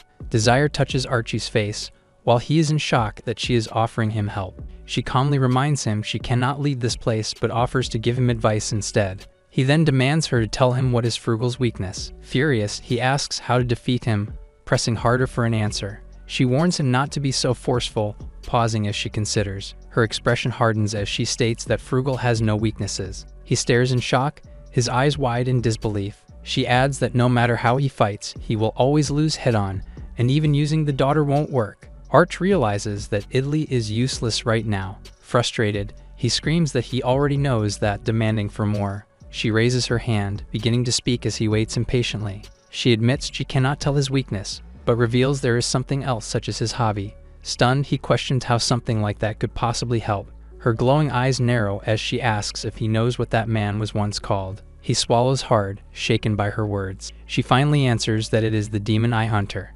With a chilling smile, she explains he takes the eyes of demons he hunts and collects them. His eyes widened in shock at the revelation. She reveals that he even transplants those demon eyes into himself. Enraged, he shouts that such power should destroy one's mind. He argues that no human could possibly endure it without being broken. She counters that sheer willpower alone is not enough. She explains he uses disposable nerve transplants to stabilize himself, having always been obsessed with human experimentation. She adds that he can gather the materials he needs with ease. He laughs bitterly, refusing to believe it could be that simple, demanding how many lives it would take.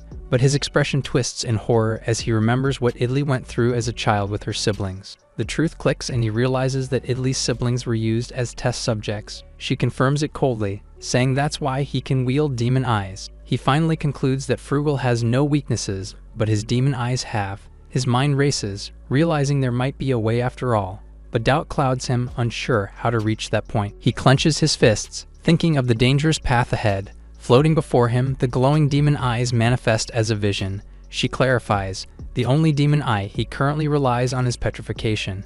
He stares at it, realizing it might be used against him. She points out it requires direct eye contact, making it exploitable. Still, she warns, the true challenge lies in forcing him to use it.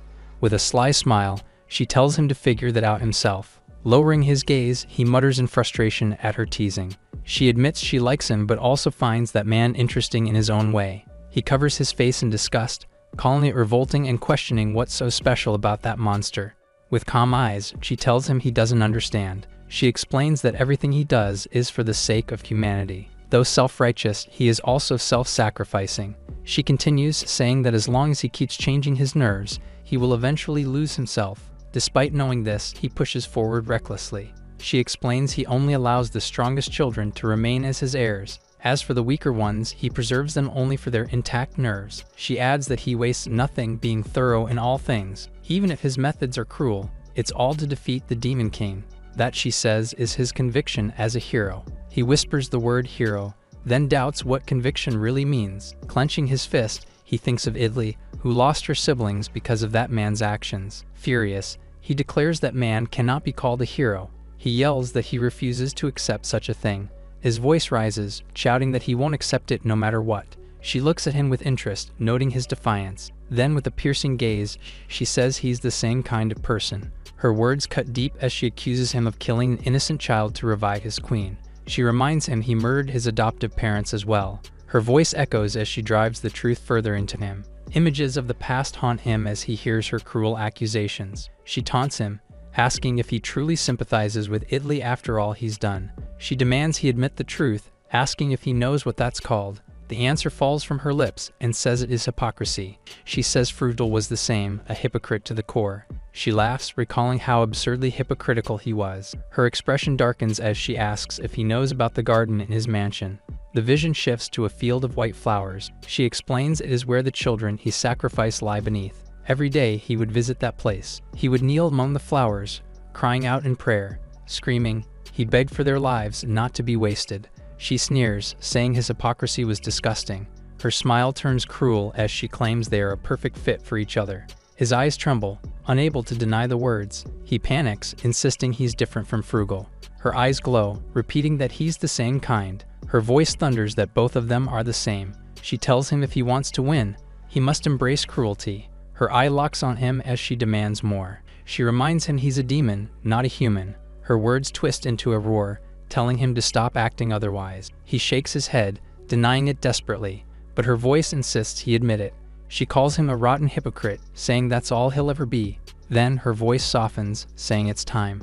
With a playful smile, she says she'll leave him with one last piece of advice. She tells him it's a gift meant only for him. He listens, his body heavy from exhaustion. Her hand pushes him, sending him away. His body falls back as the space shatters around him.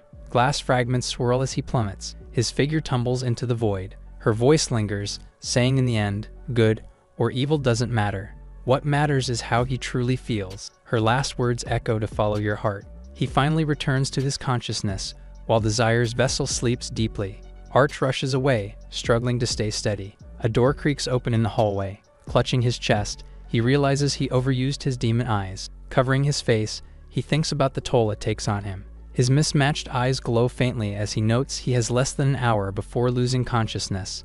His vision blurs as he insists he must reach his room quickly. Dragging his feet, he tries to hold himself together. He reflects that the information he gained from the headmistress isn't enough. Frustrated, he admits he should have gotten more out of her. He recalls her overwhelming power and accepts he was helpless against her. Gazing at the lingering magic circles, he realizes the true strength of a former hero. Even so, he sees it as a valuable learning experience. He recognizes his past victories were nothing more than self-conceit. A faint smile forms as he admits it wasn't all for nothing. He thinks he should have laughed at her cruel words and thanked her for the compliment. He steadies himself, insisting it was all for the Demon Queen. His eyes sharpen as he declares his resolve. The Demon Queen's image appears before him, urging him to act for her sake. A voice suddenly questions his true motive. His conscience, in the form of his old form, warns him not to use the Demon Queen's name as an excuse. Arch hands trembled in the red void, while his conscience tells him the Demon Queen wouldn't have wanted this. It accuses him of seeking revenge while longing to be with her again. He snarls, torn between rage and denial. It mocks him, saying he enjoyed playing with humans while pretending to be powerless. Wide-eyed, he hears the truth, that his cruel acts were for his own sake. He bites down, trying to reject it. His lips quiver as he struggles to respond. His conscience insists he knows it's true. Lowering his head, he admits his revenge feels hollow, claiming he began out of selfishness. His body trembles as reality sets in. He curses, realizing he was distracted by hallucinations. Barely able to stand, he hears someone call his name, revealing that it is Idli. She kneels beside him, asking why he's like this. With tears in her eyes, she says she had been waiting to talk. She admits she worried when he didn't return. Wrapping her arms around him, she pleads for him not to push himself. She gasps at how cold his body feels. Holding him close, she insists they need to warm him up after treatment. He leans against her, asking just for a moment. Confused, he wonders what he's trying to do with this girl. Resting his head, he whispers that just for a little while is enough. She embraces him tightly as he mutters that everything is alright. She promises to stay by his side no matter what. He admits the headmistress was right, he's just a wretched demon. Lying in bed, he curses another man's false goodness. Watching closely, he realizes it's only a reflection of himself. He accepts that they are the same. Now he sees it clearly. He has no right to criticize that man. He should stop using the Demon Queen as an excuse. And when it comes to the girl's past, he regrets using it for revenge. Her situation has nothing to do with his revenge. If he's going to use her, he should stop making excuses. Feelings of guilt rise within him. In the rain, Frugal bends down in sorrow. Tears fall as he faces the grave. He calls out to his lost friends. He apologizes, realizing he abandoned them. If only he had paid more attention. He promises them a proper burial. For now, they must rest a little longer. Clutching his chest, he steels himself. He vows to slay their murderer. On the name of one of the 8 heroes, he swears. With power surging, he pledges to avenge them. At last, Archie's eyes snap open. Gasping awake, he sits up in bed. Confused, he notices her nearby. Tears fill Idli's eyes as she calls to him. Arch asks how long he's been asleep. She tells him it's been 2 days and she covered for him. He laments the wasted time. She wonders if someone attacked him. Clenching her fist, she warns that if anyone hurt him, she'll act. Embarrassed, she puffs her cheeks. He assures her no one attacked. It was only a failed potion experiment. She's surprised that he even makes mistakes. He admits the mixture exploded. Because of that, the lab was destroyed. He even got injured in the blast. To top it off, his hair turned frizzy. She blurts out in shock at the sight. He used his mana to repair both the lab and his hair. That's why he ran out of mana. She calls it an unfortunate disaster. He thinks to himself how easy she is to trick. Changing the subject, he says he's hungry. Bright-eyed, she volunteers to cook. She rushes to the kitchen full of energy. He enjoys a quiet cup of tea, noting the pleasant weather. Turning to Italy, he tells her to get ready to go out. With a smile, he says they're skipping class for a trip. Horses wait as the carriage is prepared. Surprised, she climbs aboard with excitement. Her eyes widen at the beautiful view. He points out the villa that once belonged to his foster parents. She looks uneasy, asking if skipping class is really okay. He answers casually that of course it's not. Stepping closer, he says it's just a secret trip between teacher and student. With a smirk, he teases that she's excited because of how wrong it feels. Flustered, she looks away, unable to answer. He observes the lake, thinking it's the perfect place for a fight. Resolute, he declares he's going to end things here. She steps forward in a swimsuit, asking if it looks bad on her. With a teasing smile, he says it looks amazing because of how indecent it is. Flustered, she sulks, until he assures her it was just a joke and that it really looks great on her. They walk along the coast, taking in the scenery. She spots a lake and eagerly suggests swimming there in summer.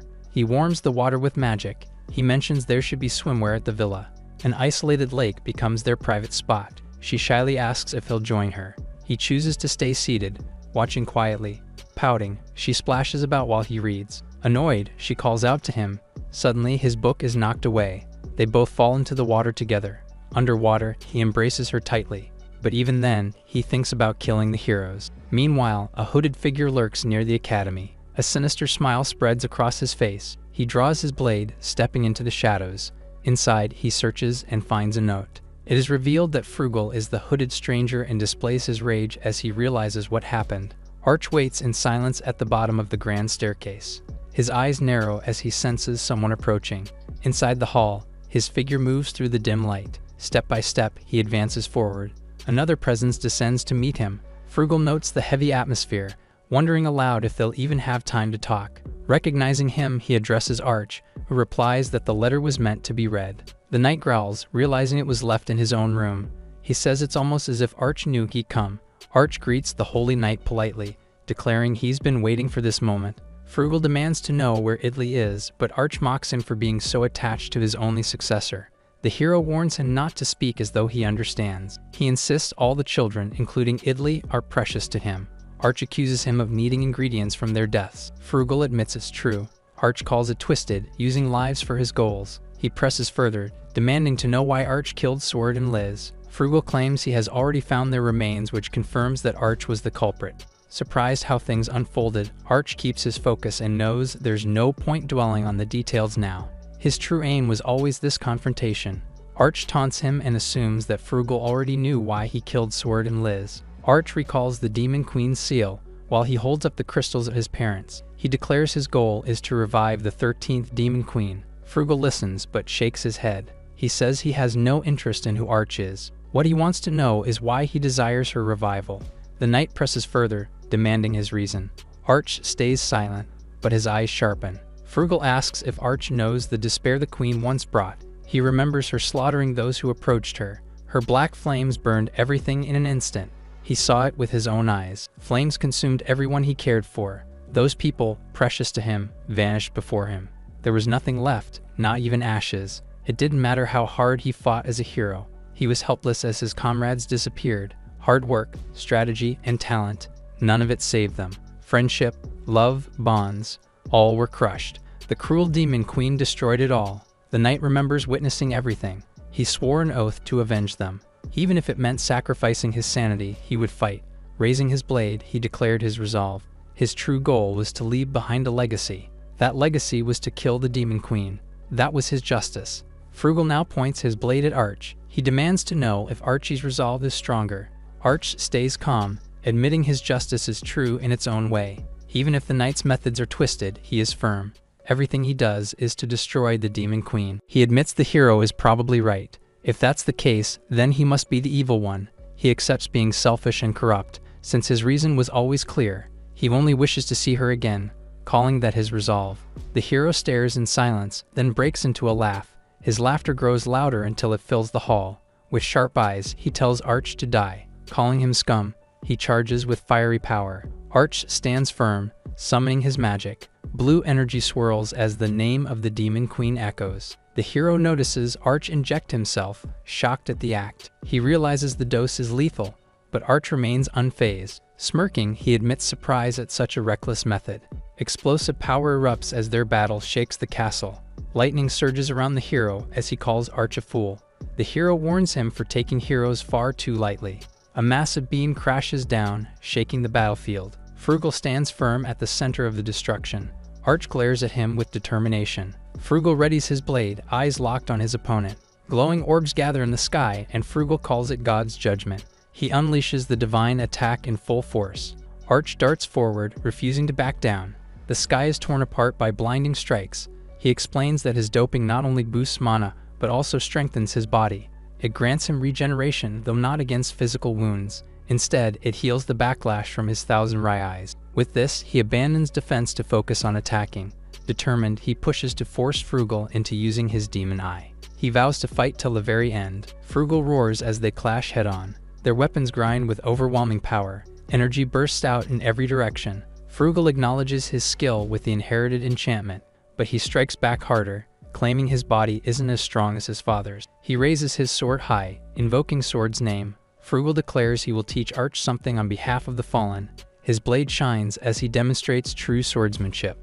Arch panics, his mind racing with commands to dodge or block. Frugal's pressure forces him into retreat. Arch barely holds on as Frugal mocks his hesitation. Anger surges and Arch calls him a fool. He charges with his Demon Eye glowing, but Frugal counters cleanly. Scarlet red sprays as Arch takes a punishing hit. Arch steadies himself, declaring the fight isn't over yet. Frugal snaps, reminding him this is sword fighting. Their blades crash again, sparks and steel colliding.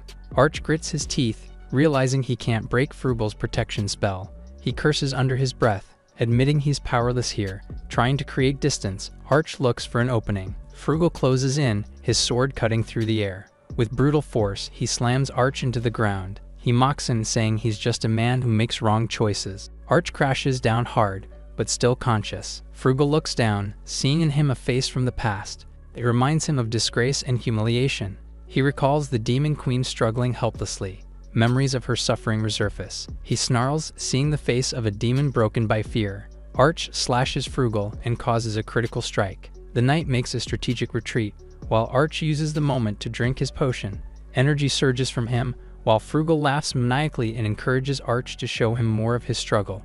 The knight summons more blades behind, while Arch does the same thing.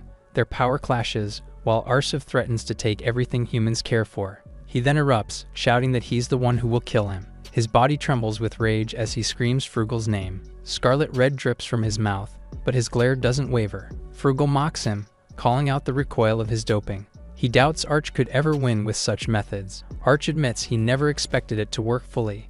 What he really needed was to make Frugal believe. He wanted him convinced that he was going all out. Arch steadies himself, realizing his positioning gives him a chance. He calculates the distance, knowing it's crucial for what comes next. Frugal stares at him, still baffled at how such a weak man killed his comrades. Even now, he can't fully believe it.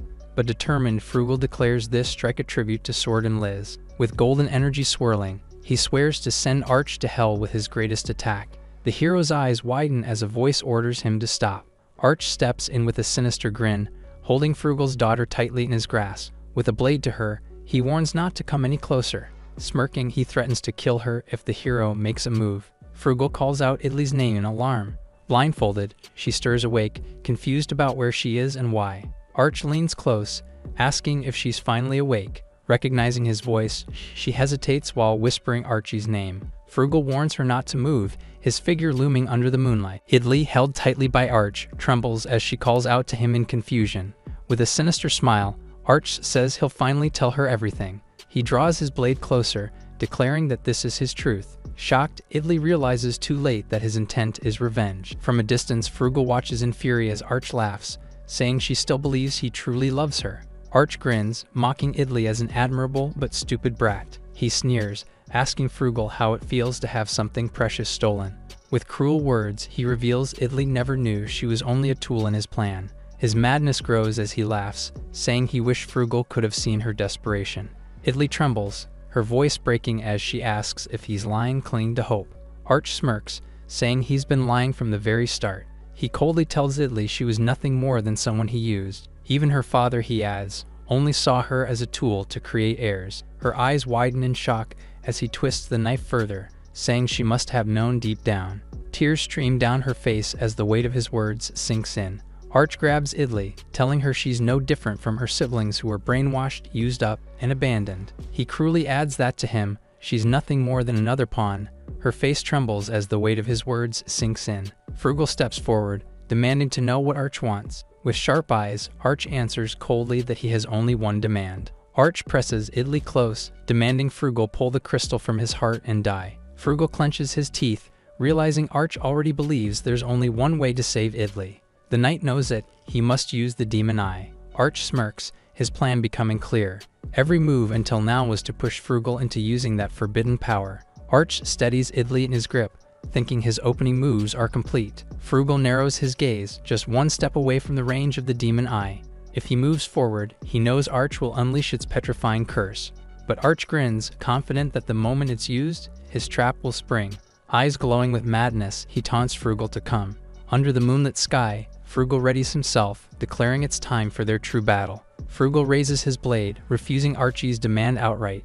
With resolve, he declares he will take his daughter back. His shadow cuts across the ground as he vows to fulfill his duty as a hero. He charges forward, striking with determination. Arch smirks coldly, cursing him to turn into stone and rot away forever. Frugal activates his demon eye, but Arch silently notes that Frugal has already lost the battle.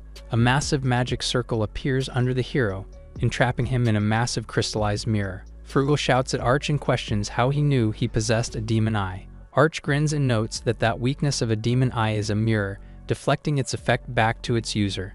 That is why those who possess a demon eye keep it a secret, but just one piece of mirror will not work against a hero who is excellent at anti-magic, unless one combines a few mirrors together. Arch notes that the only thing that awaits Frugal now is eternal self-destruction. He reveals that Frugal is inside a killbox, which is a special anti-eye spell. Frugal instantly turns into stone as he rots away forever. Archie's eyes glow as he casts a skill called Petrification Demon Eyes. Frugal utters his daughter's name as his final words, until Italy's blindfold finally falls off, confused at what she is seeing. She is in shock after her father turned into stone, prompting her to blame herself. Her shock remains and thinks that is the reason why no one loves her. She sits defeated on the ground, while Arch convinces himself that what he did was right, after deciding to lead Italy. However, he is confused by the heaviness he feels in his chest. A powerful voice suddenly tells Italy that she does not need to cry, shocking both her and Arch. Frugal's body glows while noting that Arch thought he had beaten him, as his once petrified body starts to crack. He reaches for his daughter's hand, his sharp gaze displays. In a shocking revelation, Frugal reveals that he possesses a reversal eye. Shocked, Arch questions if he really said reversal eye. Confused, he admits he's never even heard of such a demon eye before. Frugal charges with overwhelming force. His strike lands cleanly, sending Arch crashing back with a cry of pain. Frugal declares he erased the spell's effect using his reversal eye. He recalls how a villager suddenly remembered everything and began confessing. From him, he learned that the murderers of the hero couple were actually their own son. With a sinister gleam, he reveals his true ambition.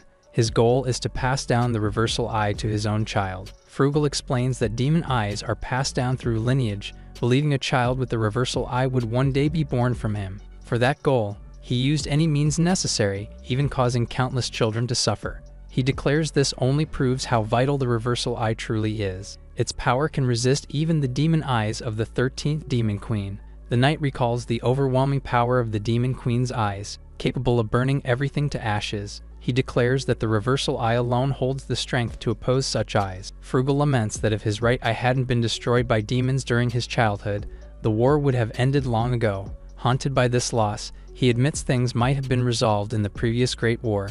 With bitterness, he confesses he wouldn't have fallen so low or become such a wretch. Frugal raises his sword, cursing the very existence of the Demon Queen. With fury, he swings down, shouting that things would be better if she never existed.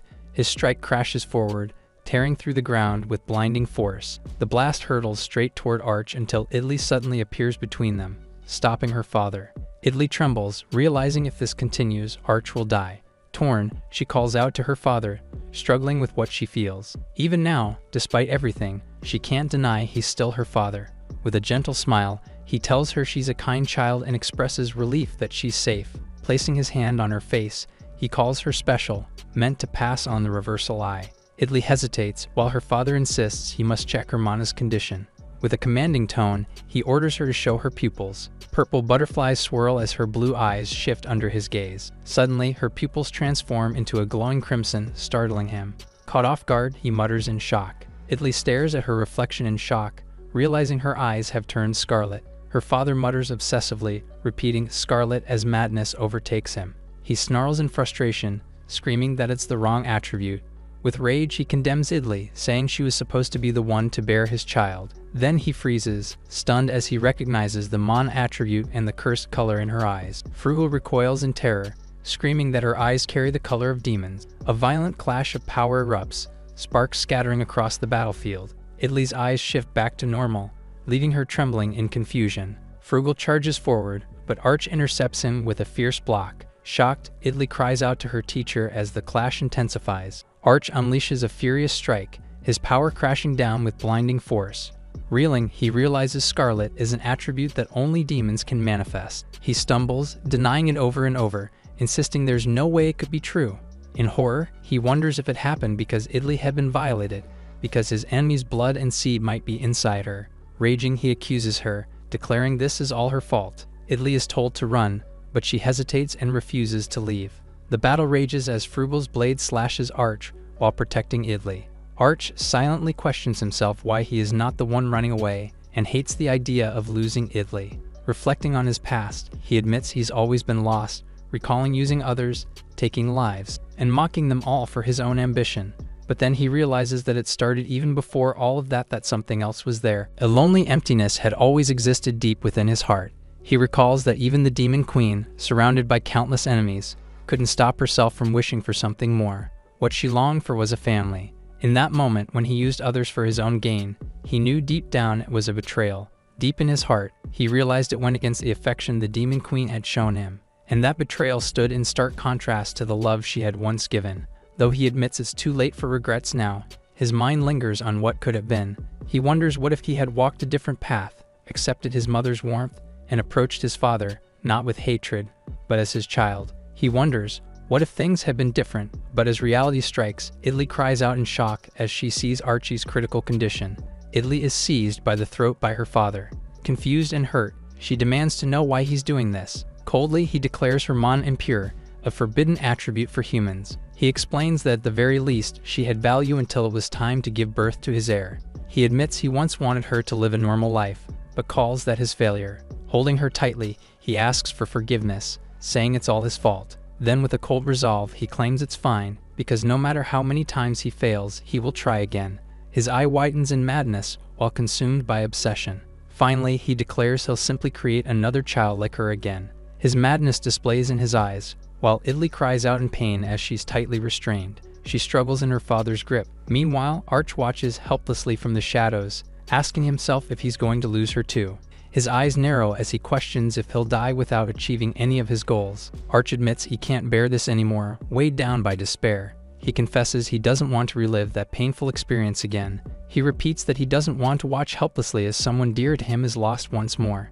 Suddenly, his eyes widen in shock after seeing himself in another realm in the form of his old self. He wonders quietly if he is dead. Then, as clarity returns, a faint realization escapes him with a startled breath. Arch suddenly tears up after catching a glimpse of the Demon Queen. With resolve, he pushes forward. He notes that every battle and every step had been for this very moment, because deep down, his only reason was to see her one more time. He drifts forward, smiling faintly, accepting that he couldn't take his revenge. Tears well in his eyes as he thinks if this is how his wish is granted, then he's content. But a storm of voices screams inside his head, demanding silence. He wonders why obstacles always block his path. Even now, his heart trembles, realizing his wish will only come true if he reaches the Demon Queen like this. Overwhelmed, he screams at his heart to stop beating altogether. Visions of Idli suddenly flood his mind as he desperately cries out for it to end. His mind drowns in the noise, begging for release. Finally, he pleads one last time, shouting for everything to just stop. Arch suddenly pauses as his mind starts to calm down, until the Demon Queen points her finger to his heart, rendering him speechless. His chest suddenly glows, revealing a radiating heart, until pulsing crystal eyes begin to form around his heart. He recalls his encounter with Desire while she mentioned about the truth he desperately sought lied in his heart. The glowing heart pulses, infused with strange power. It is revealed as the Demon Queen's eye. Arch realizes with a shock that the Demon Queen's presence has been in his heart all along.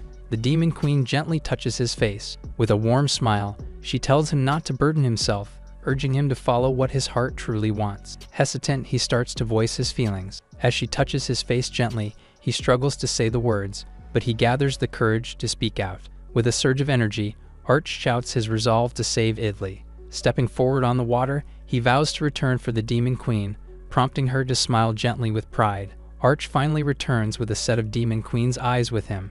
Meanwhile, Frugal calmly tells Idli it's night time, whispering that good children should sleep as her eyes begin to close. But then Frugal's shock displays after sensing something strange. Dark flames erupt, shocking Frugal as he recognizes the destructive power. He stares in horror, realizing the impossible sight before him. Archie's glowing eyes pierce through the shadows, making Frugal tremble at the sight of the Demon Queen's eyes. Overwhelmed, he screams in disbelief as the flames consume him. Frugal screams in agony as the demonic flames consume him. Shaken, he demands to know how someone else could possibly have the Demon Queen's eyes. He suspects it's due to the crystals of Sword and Liz. In disbelief, he shouts that reviving the Demon Queen should be impossible without all 8 crystals. His terror peaks as he realizes there's only one person capable of unsealing her shards in such a way. Frugal's expression twists in dread as he realizes something. He shouts in disbelief, suspecting that the witch may have betrayed him. Clashing with black flames, he notes that his opponent can only wield them for now. Calmly standing his ground, he tells Arch he is still unfamiliar with the Demon Queen's eyes. With resolve, Frugal is determined to face the challenge before him. Frugal unleashes a powerful strike aimed at Arch. With radiant energy surrounding him, he prepares his ultimate technique. He implies that their fight is going to be a duel between his reversal eyes and Archie's Demon Queen's eyes. With determination, Arch charges at him, prompting him to conclude his revenge against Frugal. Arch struggles to hold himself up, his body nearly collapsing under the pressure. Frugal declares that even with the Demon Lord's eyeball, he is already at his limit. With his hand raised, he channels immense energy, claiming the weight of a hero. A powerful blast surges forward, shaking the battlefield. Frugal unleashes a surge of power, declaring that someone ruled by personal feelings like Arch cannot possibly endure it. He strikes with overwhelming force, commanding him to bear the weight of a hero. But as the blade descends, Arch catches it effortlessly, his eyes glowing with power. Calmly, he states that he feels no weight at all. The Demon Lord's eye in his heart begins devouring his body. Arch declares that he feels nothing like pain, heat, and even hatred or anger. Frugal stumbles back in disbelief, shaken that this should not be possible. The battle shifts as a sudden surge of dark energy erupts. A sinister glow appears in Archie's eyes, revealing immense power. Shock spreads across the battlefield as Frugal realizes he stands at the brink of becoming a new Demon Lord. Cloaked in overwhelming mana, he declares Mana Zenith, shaking the very air. Forbidden magic begins to spread, lightning tearing through the darkness. With a raised hand, Arch fully unleashes his terrifying might. The clash intensifies as his opponent counters with overwhelming divine energy. A dark sphere of destruction forms, swallowing the battlefield in its pull. Frugal steels himself, vowing not to let the same tragedy repeat, and swears never again. He gathers his power, declaring the use of his ultimate technique. With blazing resolve, Frugal roars that he will sever this chain of tragedy once and for all. Arch suddenly unleashes his attack, declaring the fall of his enemy by the demonic hand of Armageddon. Frugal answers with divine might, calling upon the name of a god. A clash erupts as destructive darkness collides with divine light. The sky tears apart under their overwhelming powers. The battlefield is engulfed in a blinding explosion as both forces meet head-on. Frugal unleashes a final burst of power, colliding with his enemy in a devastating explosion. The battlefield is left scarred, a massive crater marking the clash of their forces. Smoke clears to reveal Frugal kneeling in exhaustion, battered from the fight. Despite his state, the enemy still clings to his weapon, its edge engulfed in ominous purple energy. Arch declares the battle finished, his burning eye displays his rage. Idli stands behind him and calls his attention. Seizing the moment, Frugal surges forward and captures her, holding her tightly as leverage against Arch. He weakens as his enhancements fade, leaving him vulnerable. Frugal declares his defeat, claiming that deactivating the demon eye sealed his loss. Holding Idli hostage, he orders her to kill Arch, praising her obedience and promises his approval if she obeys him. Arch, wounded but resolute, realizes what Idli truly needed all along. Instead of force, he chooses sincerity, asking her to look at him. With determination in his eyes, he declares that what he wants most is for her to know who he truly is. His eye begins to glow as he activates the evil eye of resonance, a unique ability that exists only in him. Unlike other destructive powers, this eye cannot kill or manipulate, but it can only show memories to others. Though he once thought it was useless, images of his past flicker, from his past life until the moment he met Italy. He softly calls her name, urging her to follow her own heart. She lowers her head while pointing the sword at Arch, until she suddenly pierces through her father, leaving Frugal stunned. She apologizes with sorrow. Frugal is in disbelief that she turned against him who only wants to save humanity, and chose Arch instead, convincing her that she was only deceived. Italy speaks with conviction, saying she knows the truth because she was there. Frugal's shock grows as she raises her sword with the help of Arch. His sinister image displays with his demonic eyes glowing. Frugal recoils in shock as he questions Archie's true identity, to which he reveals that he was the attendant to the Demon Queen, and declares that he is also her last loyal vassal. Archie's eyes blaze with fury as he vows to kill, declaring himself the avenger of the evil eye. Power erupts violently, overwhelming Frugal, who is consumed by terror and engulfed in the raging flames of darkness. Frugal's body burns away into nothing but a skeleton, which crumbles as a crystal crashes onto the ground. Italy drops the sword, asking Arch to let her go. She lowers her head and admits she doesn't deserve to be by his side, confessing that she was also using Arch from the start. Just like how he used her as a substitute for the Demon Queen, she reveals that she also used him as a substitute for his father who gave her love. She admits she was glad to feel fulfilled, knowing she truly existed within him. Holding him tightly, she says she was incredibly happy, even if it meant killing her father.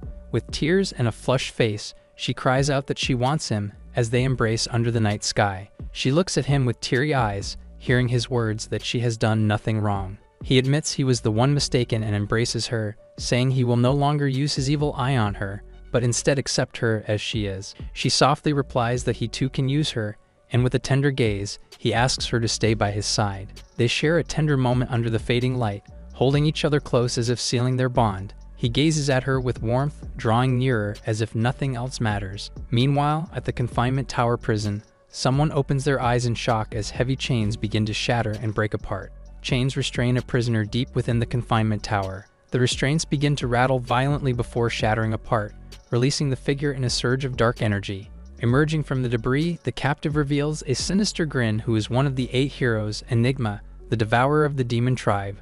With a wild roar, he declares his freedom as he breaks free from his prison. 1 month after the murder of Frugal, Italy rushes on horseback. After defeating her father, Arch lay bedridden, suffering from a relentless high fever, and his body could not circulate magic to resist the heat. Italy stepped forward, her expression full of worry, and began channeling icy blue magic from her chest. She tried to freeze the fever away, thinking that the spell had failed to take effect. Desperate, she decided to turn her own body into ice, believing she could cool him directly. Surrounded by glowing frost, she pressed close, whispering for him to wake. Her plea reached him, and he stirred at last. Startled but relieved, she touched his face as he rose with a gasp. He calmly drank tea beside her bed, greeting her with a simple good morning. She burst into tears, overwhelmed by relief, then quickly lashed out, calling him out for making her worry. She struck at his chest in frustration, demanding to know if he realized how long he had been asleep. Her emotions broke down into tears as she hugged him, whispering that she was sorry. He quietly apologized in return, guilt weighing on him. She admitted she had ended up depending on him again, her eyes wet with tears, and asked him to lean on her anytime if someone like her was enough. Arch reflected, knowing the strain from the demon lord's eye had worsened. She warned him that if he continued using it, the eye would eventually consume him. He admitted he had no other power capable of defeating heroes, but she answered firmly that it was more severe than he realized. He fell silent, unable to refute her words. Their exchange softened as she blushed, asking if being by his side was truly okay. Arch questioned if she was willing to become the enemy of the world, but she affirmed without hesitation that it was him she chose. When he thought about her future, he struggled, saying it might not be right, but she laughed and reminded him that she was his student. She admitted she was not as good a girl as he thought, confessing she had sought praise from her father more than justice, and that in the end she had even killed him. He gently told her she was not the one who had killed her father, insisting it was his burden. She refused to let him carry it alone, insisting they were accomplices. She declared she had already chosen to become the world's enemy if it meant staying by his side. Hugging him tightly, she reminded him of his promise that she could use him too. Her emotions overflowed as she begged him not to disappear, tears running down her face. He finally nodded, agreeing to do as she said. The two shared an emotional moment as they locked eyes. He reminded her she was an important piece he went to great trouble to raise, saying he cannot have her dying before he got to use her. Apologizing for springing it on her suddenly, he told her he had a favor to ask.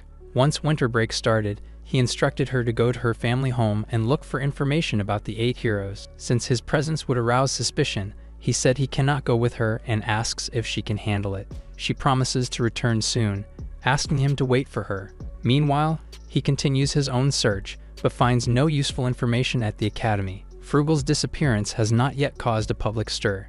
During this time, he intends to uncover the whereabouts of the other heroes. As he walks the streets, he suddenly collides with someone and apologizes. The woman clutches her side, wounded as seen through their clothes. He notices the wound and asks if they are hurt, debating whether to walk away but deciding it would seem unnatural to abandon them. The injured woman struggles to breathe, collapsing against the ground. Arch rushes in, saying he knows some healing magic and can manage the injury. The moment turns tense as an ominous presence looms above them.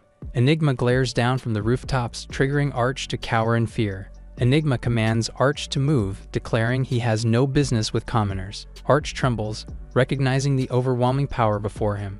A sudden flashback appears in his mind when Enigma abused the Demon Queen before. Along with the other heroes, they harmed the Demon Queen, but she regenerated instantly. They noticed that it still was not enough. While Enigma warned the Demon Queen that he would ram her again, he grabbed her arm, then proceeded to eat it. His excitement displayed because her meal never ran out. Enigma laughed madly and called the Demon Queen an eternal spring of meat. Suddenly, his attention shifted toward Arch, who was covered in fear. He pointed with a wicked smile and asked if he wanted some. Tears streamed down Archie's face, trapped with no escape. Presently, he is stunned in shock as the Demon Eater himself is before him. With a sinister gaze, Enigma orders him to be gone.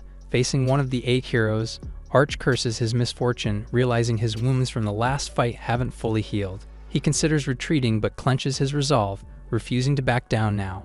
Even knowing he's outmatched, he activates the Demon Lord's Eye. Just as he prepares to strike, he suddenly thinks about Idli's plea for him not to disappear, causing him to falter for a moment. Enigma suddenly vanishes from sight, and a surge of killing intent fills the air, leaving him on edge. Enigma reappears with a twisted smile, praising Archie's courage and savoring the emotions that enhance the taste of flesh. With a chilling grin, Enigma vows to crush and grind him into something edible, until Arch reveals his evil eyes, then uses its petrifying power. Enigma is stunned from his attack, while Arch follows up with illusions and charms, pouring out fear magic at close range, but nothing seems to affect his foe. Enigma thought Arch was a mere human fodder and questions if he is from the demon tribe, but he doesn't care as he proudly introduces himself. True to his title, he reveals that he devours demons and steals their power. Declaring himself as a hero, Enigma charges, but Arch uses his clairvoyance. Arch deflects his attack with his blade, dark energy swirling as the two clash fiercely. Enigma, grinning wildly, urges him to keep fighting. Their swords collide in a flurry of sparks, blows heavy and unrelenting.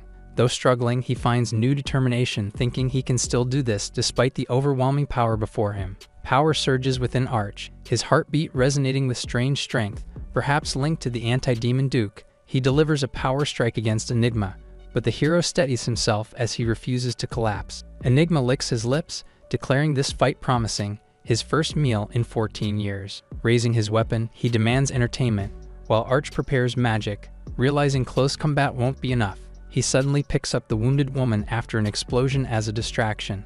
Even though Arch can hold his ground, he realizes a prolonged fight will wear him down, so he decides to retreat. But his thoughts linger on why the enemy targeted that woman, determined to get answers from her as he flees across the rooftops. Just as he carries the girl to safety, the enemy strikes, forcing him to use a doppelganger decoy, momentarily tricking his opponent, who acknowledges the clever tactic with a sinister grin. Arch summons a tracking spell called Tracking Soul, shocking Arch as such magic should only belong to the demon tribe, and he quickly realizes it will hunt him down relentlessly until its caster is defeated. When Enigma suddenly halts pursuit, it becomes clear it's not over, as the cursed spear merges with the spell, amplifying its destructive reach with deadly intent. The cursed spear launches forward with unstoppable force, and Arch braces for impact, believing he can't dodge it. Already accepting death, he thinks about Idli, filling his final thoughts with regret. In that critical moment, someone suddenly summons a gate, unlocking hidden power that shocks Arch as an immense portal-like force bursts open. The unleashed energy warps the battlefield, tearing through rooftops until Enigma curses the intervention.